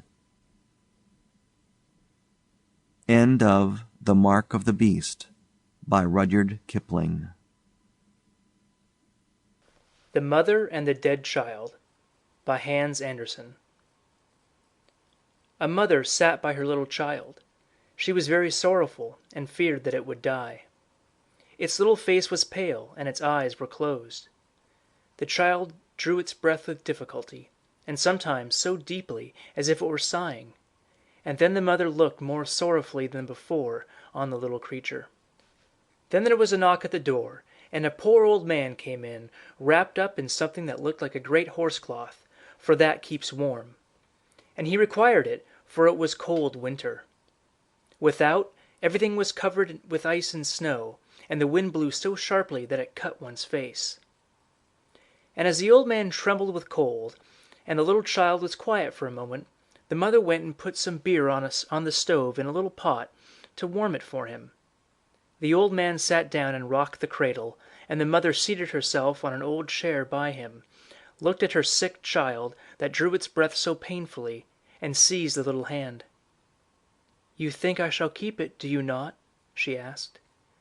"The good God will not take it from me." And the old man, he was Death, nodded in such a strange way that it might just as well mean yes as no. And the mother cast down her eyes, and tears rolled down her cheeks. Her head became heavy. For 3 days and 3 nights she had not closed her eyes, and now she slept, but only for a minute. Then she started up and shivered with cold. "What is that?" she asked, and looked round on all sides. But the old man was gone, and her little child was gone. He had taken it with him. And there in the corner the old clock was humming and whirring. The heavy laden weight ran down to the floor. Plump! And the clock stopped. But the poor mother rushed out of the house crying for her child. Out in the snow sat a woman in long black garments, and she said, "Death has been with you in your room. I saw him hasten away with your child. He strides faster than the wind, and never brings back what he has taken away." "Only tell me which way he has gone," said the mother. "Tell me the way, and I will find him." "I know him," said the woman in the black garments. "But before I tell you, you must sing me all the songs that you have sung to your child. I love those songs. I have heard them before. I am Night, and I saw your tears when you sang them." "I will sing them all," said the mother, "but do not detain me, that I may overtake him and find my child." But Night sat dumb and still. Then the mother wrung her hands and sang and wept. And there were many songs, but yet more tears, and then Night said, "Go to the right into the dark fir wood, for I saw Death take that path with your little child." Deep in the forest there was a cross road, and she did not know which way to take. There stood a blackthorn bush, with not a leaf nor a blossom upon it, for it was in the cold winter time, and icicles hung from the twigs. "Have you not seen Death go by with my little child?" "Yes," replied the bush, "but I shall not tell you which way he went unless you warm me on your bosom. I'm freezing to death here, I'm turning to ice." And she pressed the blackthorn bush to her bosom, quite close, that it might be well warmed. And the thorns pierced into her flesh, and her blood oozed out in great drops. But the blackthorn shot out fresh green leaves, and blossomed in the dark winter night. So warm is the heart of a sorrowing mother. And the blackthorn bush told her the way that she should go.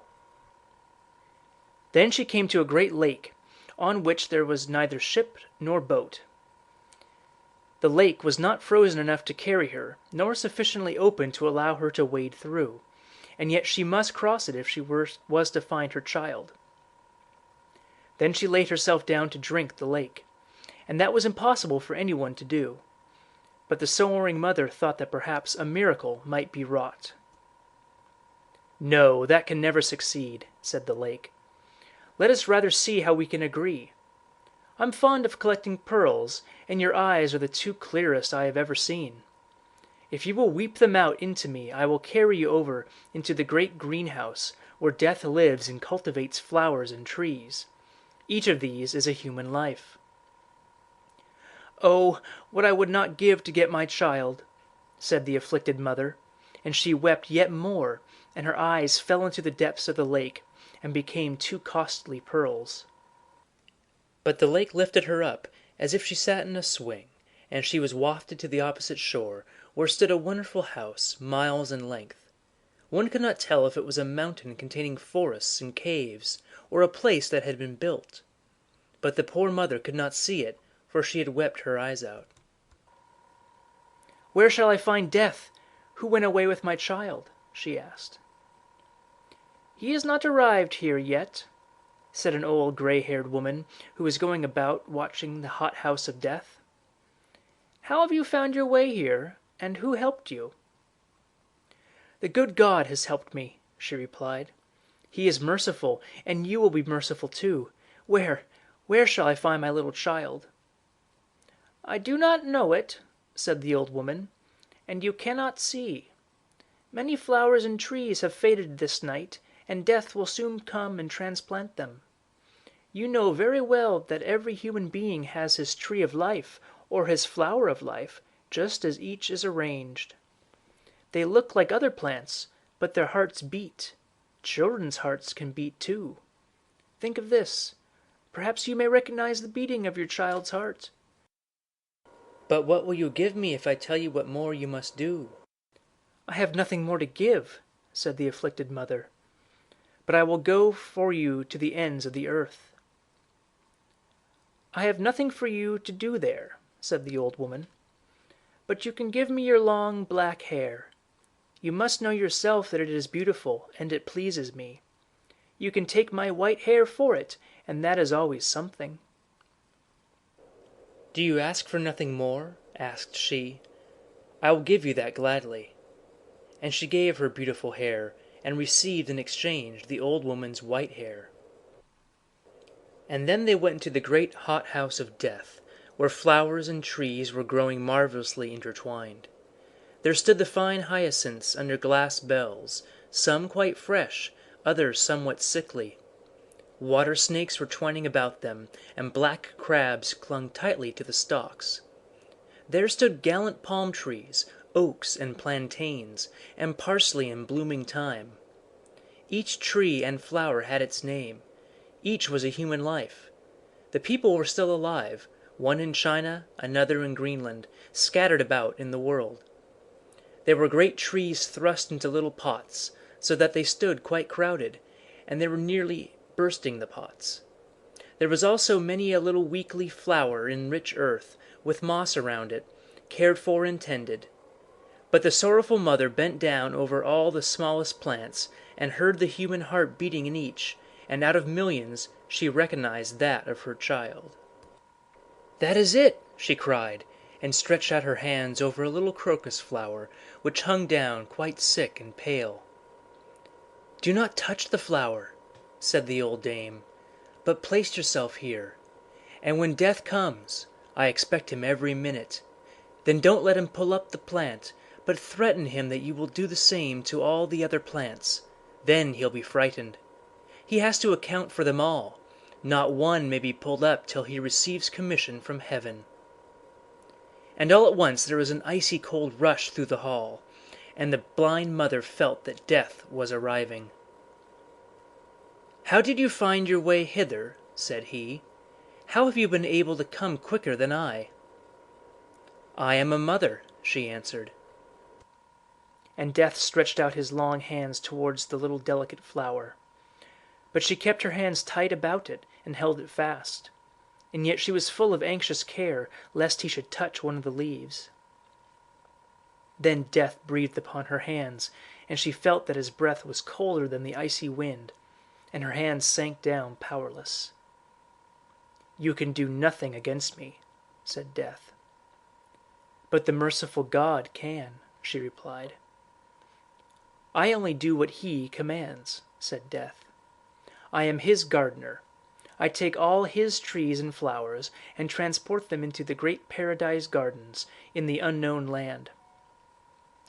But how they will flourish there, and how it is there, I may not tell you." "Give me back my child," said the mother, and she implored and wept. All at once she grasped two pretty flowers with her two hands, and called to Death, "I'll tear off all your flowers, for I am in despair." "Do not touch them," said Death. "You say you are so unhappy, and now you would make another mother just as unhappy?" "Another mother?" said the poor woman, and she let the flowers go. "There are your eyes for you," said Death. "I have fished them out of the lake. They gleamed up quite brightly. I did not know that they were yours. Take them back. They are clearer now than before. And then look down into the deep well close by. I will tell you the names of the two flowers you wanted to pull up, and you will see what you were about to frustrate and destroy." And she looked down into the well, and it was a happiness to see how one of them became a blessing to the world, how much joy and gladness she diffused around her. And the woman looked at the life of the other, and it was made up of care and poverty, misery and woe. "Both are the will of God," said Death. "Which of them is the flower of misfortune, and which the blessed one?" she asked. "That I may not tell you," answered Death. "But this much you shall hear, that one of these two flowers is that of your child. It was the fate of your child that you saw, the future of your own child." Then the mother screamed aloud for terror. "Which of them belongs to my child? Tell me that. Release the innocent child. Let my child free from all that misery. Rather carry it away, carry it into God's kingdom. Forget my tears, forget my entreaties, and all that I have done." "I do not understand you," said Death. "Will you have your child back, or shall I carry it to that place you know not?" Then the mother wrung her hands, and fell on her knees, and prayed to the good God. "Hear me not when I pray against thy will, which is at all times the best. Hear me not! Hear me not!" And she let her head sink down on her bosom. And Death went away with her child into the unknown land. End of The Mother and the Dead Child by Hans Andersen. Read by Scott Bush. The Terrible Old Man by H.P. Lovecraft. It was the design of Angelo Ricci and Joe Sasnak and Manuel Silva to call on the Terrible Old Man. This old man dwells all alone in a very ancient house on Water Street near the sea, and is reputed to be both exceedingly rich and exceedingly feeble, which forms a situation very attractive to men of the profession of Messrs. Ricci, Sasnak, and Silva, for that profession was nothing less dignified than robbery.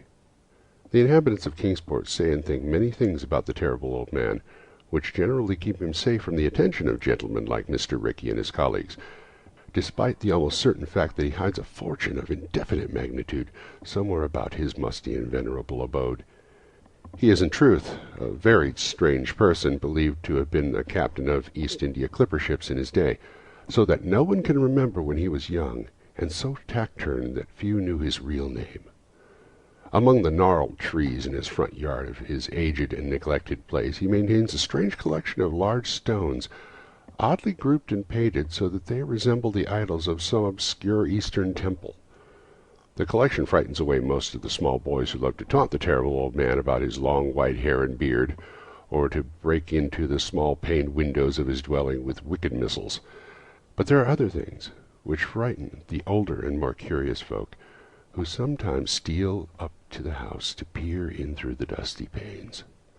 These folks say that on a table in a large bare room on the ground floor are many peculiar bottles, in each a small piece of lead suspended pendulum-wise from a string. And they say that the terrible old man talks to these bottles, addressing them by such names as Jack, Scarface, Long Tom, Spanish Joe, Peters, and Mate Ellis. And whenever he speaks to a bottle, the little lead pendulum within makes certain definite vibrations, as if in answer. Those who have watched the tall, lean, terrible old man in these peculiar conversations do not watch him again.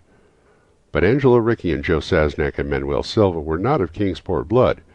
They were of that new and heterogeneous alien stock which lies outside the charmed circle of New England life and traditions, and they saw in the terrible old man merely a tottering, almost helpless graybeard, who could not walk without the aid of his knotted cane, and whose thin, weak hands shook pitifully. They were really quite sorry in their way for the lonely, unpopular old fellow, whom everybody shunned, and at whom the dogs barked singularly. But business is business, and to a robber whose soul is in his profession, there is a lure and a challenge about a very old and very feeble man who has no account at the bank, and who pays for his few necessities at a village store with Spanish gold and silver minted 2 centuries ago. Messrs. Rickey, Sasnak, and Silva selected the night of April 11th for their call. Mr. Rickey and Mr. Silva were to interview the poor old gentleman, whilst Mr. Sasnak waited for them in their presumable metallic burden with a covered motor car on Ship Street, by the gate in the tall rear wall of the host's grounds. Desire to avoid needless explanations in case of unexpected police intrusions prompted these plans for a quiet and unostentatious departure. As prearranged, the 3 adventurers started out separately in order to prevent any evil-minded suspicions afterwards. Messrs. Rickey and Silva met at Water Street by the old man's front gate, and although they did not like the way the moon shone down upon the painted stones through the budding branches of the gnarled trees, they had more important things to think about than mere idle superstition. They feared it might be unpleasant work making the terrible old man loquacious concerning his hoarded gold and silver, for aged sea captains are notably stubborn and perverse. Still, he was very old and very feeble, and there were 2 visitors. Messrs. Rickey and Silva were experienced in the art of making unwilling persons voluble, and the screams of a weak and exceptionally vulnerable man can be easily muffled. So they moved up to the one-lighted window, and heard the terrible old man talking childishly to his bottles with pendulums. Then they donned masks and knocked politely at the weather-stained oaken door. Waiting seemed very long to Mr. Sasnak as he fidgeted restlessly in the covered motor car by the terrible old man's gate on Ship Street. He was more than ordinarily tender-hearted, and he did not like the hideous screams that he had heard in the ancient house just after the hour appointed for the deed. Had he not told his colleagues to be as gentle as possible with the pathetic old sea captain? Very nervously he watched that narrow oaken gate and the high and ivy-clad stone wall. Frequently he consulted his watch, and wondered at the delay. Had the old man died before revealing where his treasure was hidden, and the thorough search became necessary? Mr. Sasnak did not like to wait so long in the dark in such a place. Then he sensed a soft tread, or tapping, on the walk inside the gate, heard a gentle fumbling at the rusty latch, and saw the narrow, heavy door swing inward. And in the pallid glow of the single dim street lamp he strained his eyes to see what his colleagues had brought out of that sinister house which loomed so close behind. But when he looked, he did not see what he had expected, for his colleagues were not there at all, but only the terrible old man, leaning quietly on his knotted cane and smiling hideously. Mr. Sasnak had never before noticed the color of that man's eyes. Now he saw that they were yellow. Little things make considerable excitement in little towns, which is the reason that Kingsport people talked all that spring and summer about the 3 unidentifiable bodies horribly slashed as with many cutlasses, and horribly mangled as by the tread of many cruel boot heels, which the tide washed in. And some people even spoke of things as trivial as the deserted motor car found on Ship Street, or certain especially inhuman cries, probably of a stray animal or migratory bird, heard in the night by wakeful citizens. But in this idle village gossip the terrible old man took no interest at all. He was by nature reserved, and when one is aged and feeble one's reserve is doubly strong. Besides, so ancient a sea captain must have witnessed scores of things much more stirring in the far-off days of his unremembered youth. The End of The Terrible Old Man by H.P. Lovecraft. The Tomb by H.P. Lovecraft. Sedibus unsaltern placidus in morte requiescem. Virgil. In relating the circumstances which have led to my confinement within this refuge for the demented, I am aware that my present position will create a natural doubt of the authenticity of my narrative. It is an unfortunate fact that the bulk of humanity is too limited in its mental vision to weigh with patience and intelligence these isolated phenomena, seen and felt only by a psychologically sensitive few, which lie outside its common experience. Men of broader intellect know that there is no sharp distinction betwixt the real and the unreal, that all things appear as they do only by virtue of the delicate individual physical and mental media through which we are made conscious of them. But the prosaic materialism of the majority condemns as madness the flashes of supersight which penetrate the common veil of obvious empiricism. My name is Gervais Dudley, and from earliest childhood I have been a dreamer and a visionary. Wealthy beyond the necessity of a commercial life, and temperamentally unfitted for the formal studies and social recreations of my acquaintances, I have dwelt ever in realms apart from the visible world, spending my youth and adolescence in ancient and little-known books, and in roaming the fields and groves of the region near my ancestral home. I do not think that what I read in these books or saw in these fields and groves was actually what other boys read and saw there, but of this I must say little, since detailed speech would but confirm those cruel slanders upon my intellect, which I sometimes overhear from the whispers of the stealthy attendants around me. It is sufficient for me to relate events without analyzing causes. I have said that I dwelt apart from the visible world, but I have not said that I dwelt alone. There is no human creature made due for lacking the fellowship of the living. He invariably draws upon the companionship of things that are not, or are no longer living. Close by my home there lies a singular wooded hollow, in whose twilight deeps I spent most of my time, reading, thinking, and dreaming. Down its moss-covered slopes my first steps of infancy were taken, and around its grotesquely gnarled oak trees my first fancies of boyhood were woven. Well did I come to know the presiding dryads of those trees, and often have I watched their wild dances and the struggling beams of waning moon. But of these things I must not now speak. I will tell only of the lone tomb in the darkest of the hillside thickets, the deserted tomb of the Hydes, an old and exalted family whose last direct descendant had been laid within its black recesses many decades before my birth. The vault to which I refer is an ancient granite, weathered and discolored by the mists of dampness of generations. Excavated back into the hillside, the structure is visible only at the entrance. The door, a ponderous and forbidding slab of stone, hangs upon rusted iron hinges, and is fastened ajar in a queerly sinister way, by means of heavy iron chains and padlocks, according to a gruesome fashion of half a century ago. The abode of a race whose scions are inured had once crowned the declivity which holds the tomb, but had long since fallen victim to the flames which sprang up from a disastrous stroke of lightning. Of the midnight storm which destroyed this gloomy mansion, the older inhabitants of the region sometimes speak in hushed and uneasy voices, alluding to what they call divine wrath, in a manner that in later years vaguely increased the always strong fascination which I felt for the forest-darkened sepulchre. One man only had perished in the fire. When the last of the Hydes were buried in this place of shade and stillness, the sad urnful of ashes had come from a distant land, to which the family had repaired when the mansion burned down. No one remains to lay flowers before the granite portal, and few care to brave the depressing shadows which seem to linger strangely about the water-worn stones.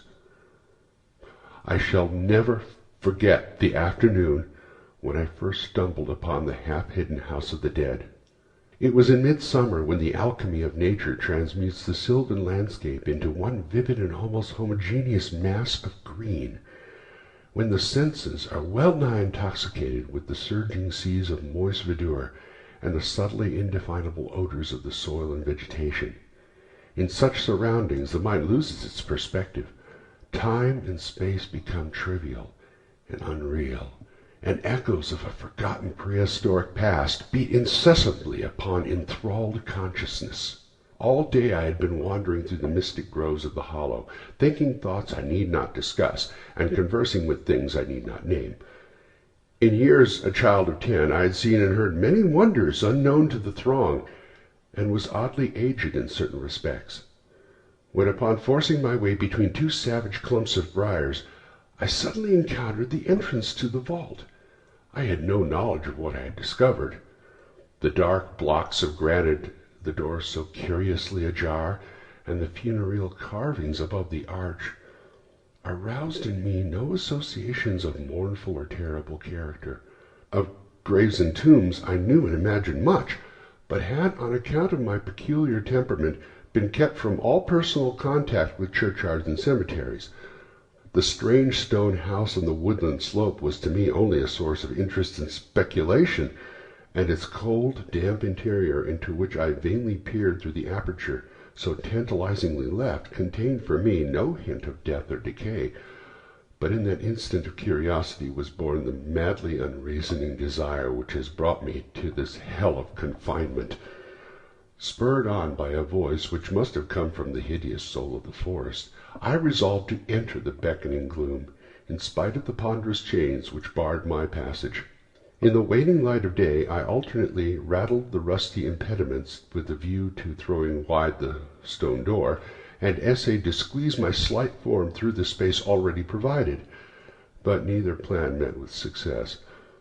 At first curious, I was not frantic, and when in the thickening twilight I returned to my home, I had sworn to the 100 gods of the grove that at any cost I would some day force an entrance into the black, chilly depths that seemed calling out to me.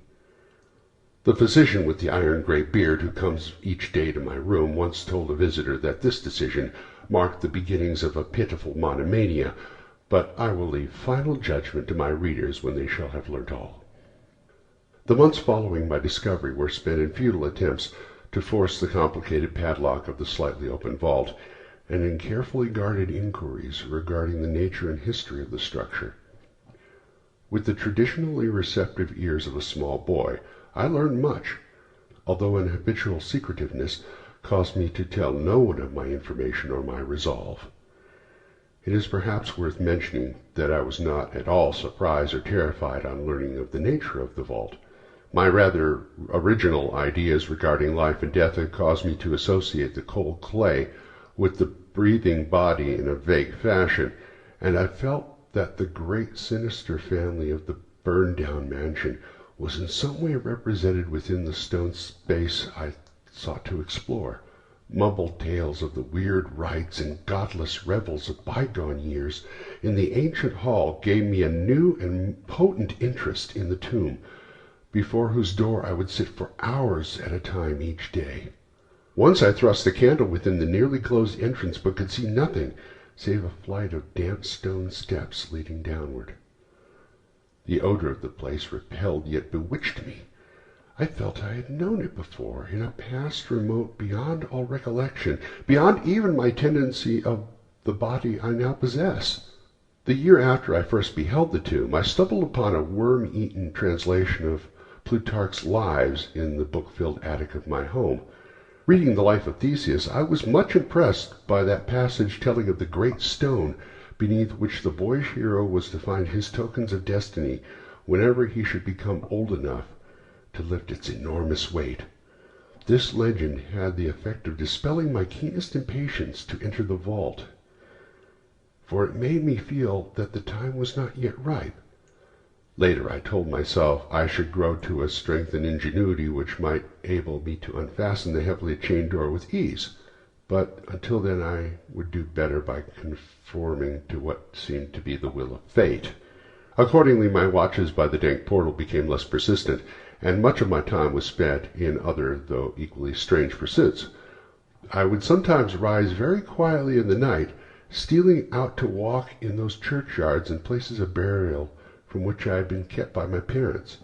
What I did there I may not say, for I am not now sure of the reality of certain things, but I know that on the day after such a nocturnal ramble, I would often astonish those about me with my knowledge of topics almost forgotten for many generations. It was after a night like that I shocked the community with a queer conceit about the burial of the rich and celebrated Squire Brewster, a maker of local history who was interred in 1711, and whose slate headstone, bearing a graven skull and crossbones, was slowly crumbling into powder. In a moment of childish imagination, I vowed not only that the undertaker, Goodman Simpson, had stolen the silver-buckled shoes, silken hose, and satin small clothes of the deceased before burial, but that the squire himself, not fully inanimate, had turned twice in his mound-covered coffin on the day of interment. But the idea of entering the tomb never left my thoughts, being indeed stimulated by the unexpected genealogical discovery that my own maternal ancestry possessed at least a slight link with the supposedly extinct family of the Heides. Last of my paternal race, I was likewise the last of this older and more mysterious line.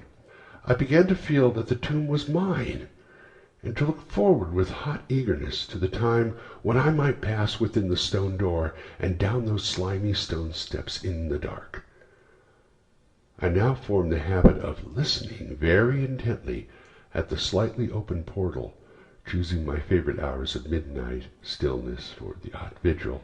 By the time I came of age, I had made a small clearing in the thicket before the mold-stained facade of the hillside, allowing the surrounding vegetation to encircle and overhang the space like the walls and roof of sylvan bower. This bower was my temple, the fastened door my shrine, and here I would lie outstretched on the mossy ground, thinking strange thoughts and dreaming of strange dreams. The night of the first revelation was a sultry one. I must have fallen asleep from fatigue, for it was with a distinct sense of awakening that I heard the voices. Of those tones and accents I hesitate to speak. Of their quality I will not speak. But I may say that they presented certain uncanny differences in vocabulary, pronunciation, and mode of utterance. Every shade of the New England dialect, from the uncouth syllables of the Puritan colonists to the precise rhetoric of 50 years ago, seemed represented in that shadowy colloquy, though it was only later that I noticed the fact. At any time, indeed, my attention was distracted from this matter by another phenomenon, a phenomenon so fleeting that I could not take oath upon its reality. I barely fancied, as I awoke, a light had been hurriedly extinguished within the sunken sepulchre. I do not think I was either astounded or panic-stricken, but I know that I was greatly and permanently changed that night. Upon returning home, I went with much directness to a rotting chest in the attic, wherein I found the key, which next day unlocked with ease the barrier I had so long stormed in vain. It was in the soft glow of late afternoon when I first entered the vault on the abandoned slope. A spell was upon me, and my heart leapt with an exultation I can but ill describe.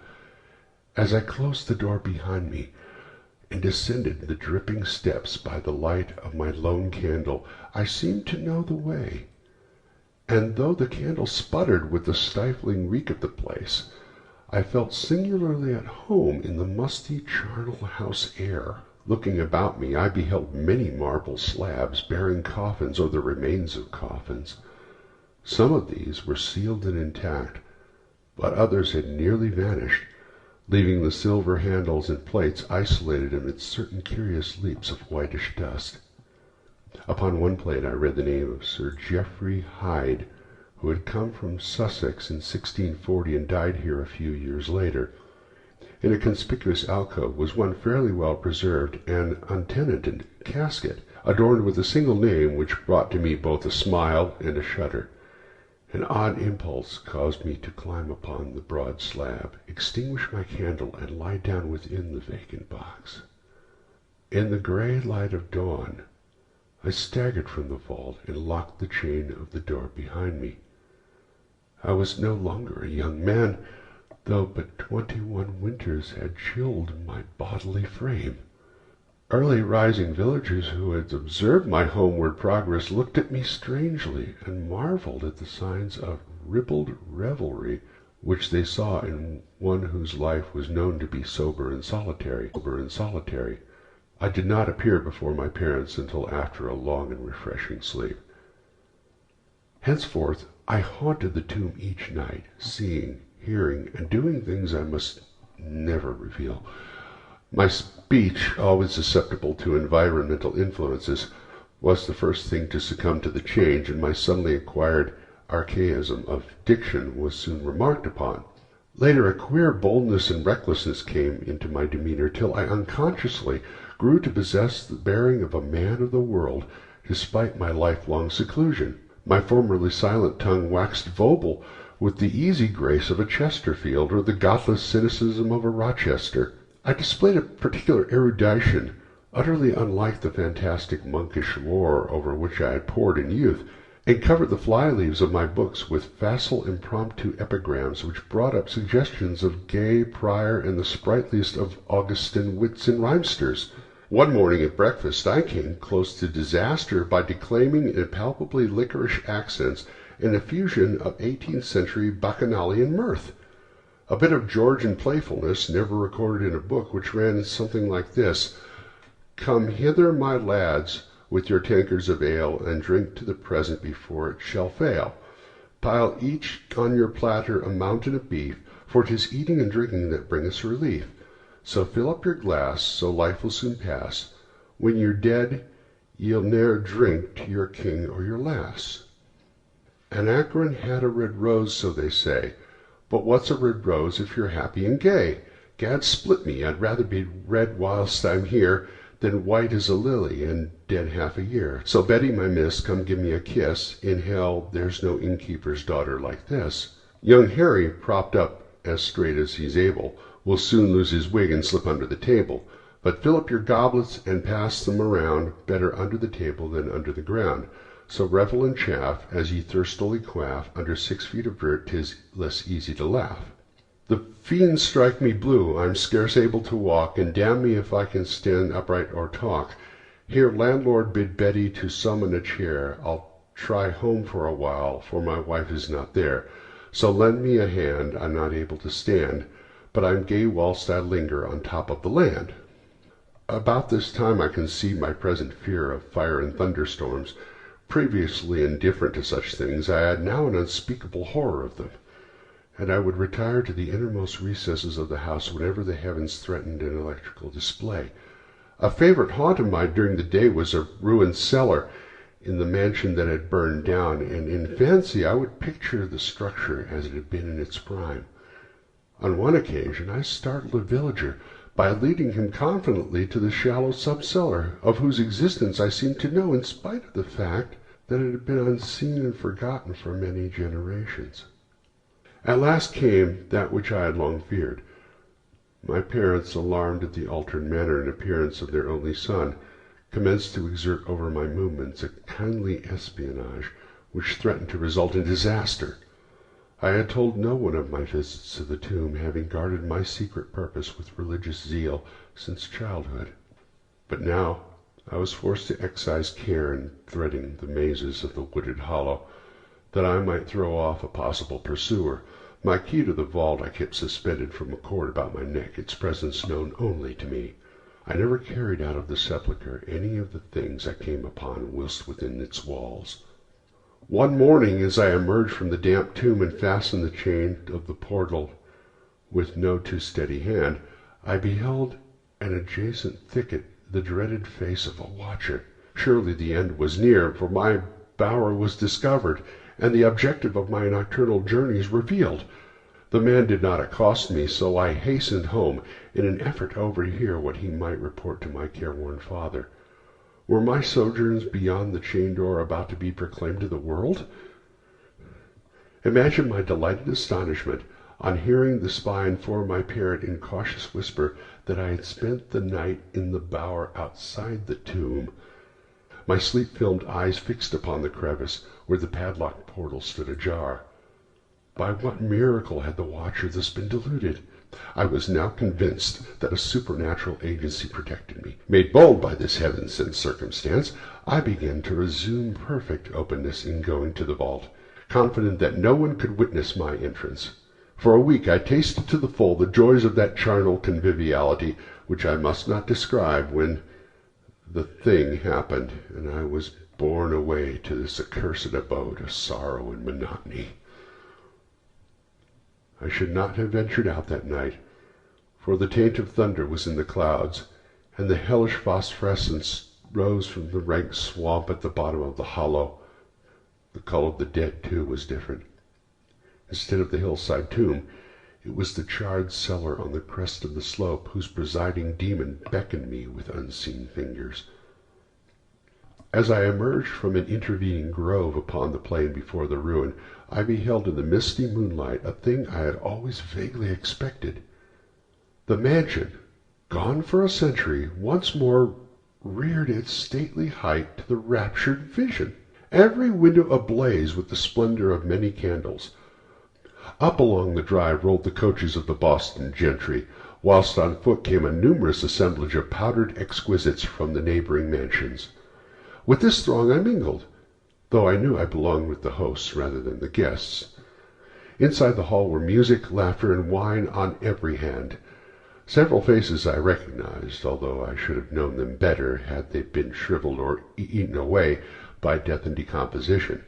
Amidst a wild and reckless throng, I was the wildest and most abandoned. Gay blasphemy poured in torrents from my lips, and in my shocking sallies I heeded no law of God, man, or nature. Suddenly, a peal of thunder, resonant even above the din of the swinish revelry, clave the very roof and laid a hush of fear upon the boisterous company. Red tongues of flame and searing gusts of heat engulfed the house, and the roisterers, struck with terror at the descent of a calamity which seemed to transcend the bounds of unguided nature, fled streaking into the night. I alone remained, riveted to my seat by a groveling fear which I had never felt before. And then a second horror took possession of my soul. Burnt alive to ashes, my body dispersed by the four winds, I might never lie in the tomb of Hydes. Was not my coffin prepared for me? Had I not a right to rest until eternity among the descendants of Sir Geoffrey Hyde? I would claim my heritage of death, even though my soul go seeking through the ages for another corporeal tenement to represent it. On that vacant slab in the alcove of the vault, Gervais Hyde would never share the sad fate of Palinurus. As the phantom of the burning house faded, I found myself screaming and struggling madly in the arms of two men, one of whom was the spy who had followed me to the tomb. Rain was pouring down in torrents, and upon the southern horizon were flashes of the lightning that had so lately passed over our heads. My father, his face lined with sorrow, stood by as I shouted my demands to be laid within the tomb, frequently admonishing my captors to treat me as gently as they could. A blackened circle on the floor of the ruined cellar told of a violent stroke from the heavens, and from this spot a group of curious villagers with lanterns were prying a small box of antique workmanship which the thunderbolt had brought to light.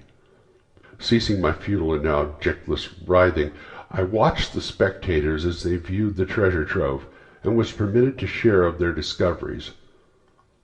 The box, whose fastenings were broken by the stroke which had unearthed it, contained many papers and objects of value, but I had eyes for one thing alone. It was the porcelain miniature of a young man in a smartly curled bagwig, and bore the initials J.H. The face was such that as I gazed I might well have been studying my mirror. On the following day I was brought to this room with the barred windows, but I had been kept informed of certain things through an aged and simple-minded servitor, for whom I bore a fondness in infancy, and who, like me, loves the churchyard. What I have dared to relate of my experiences within this vault has brought me only pitying smiles. My father, who visits me frequently, declares that at no time did I pass the chain portal, and swears that the rusted padlock had not been touched for 50 years when he examined it.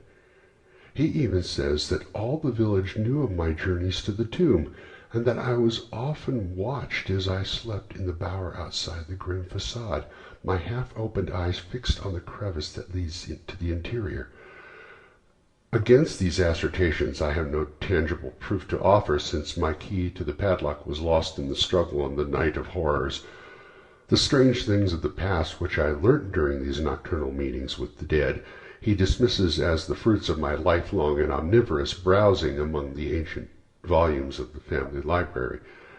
Had it not been for my old servant Hiram, I should have by this time become quite convinced of my madness.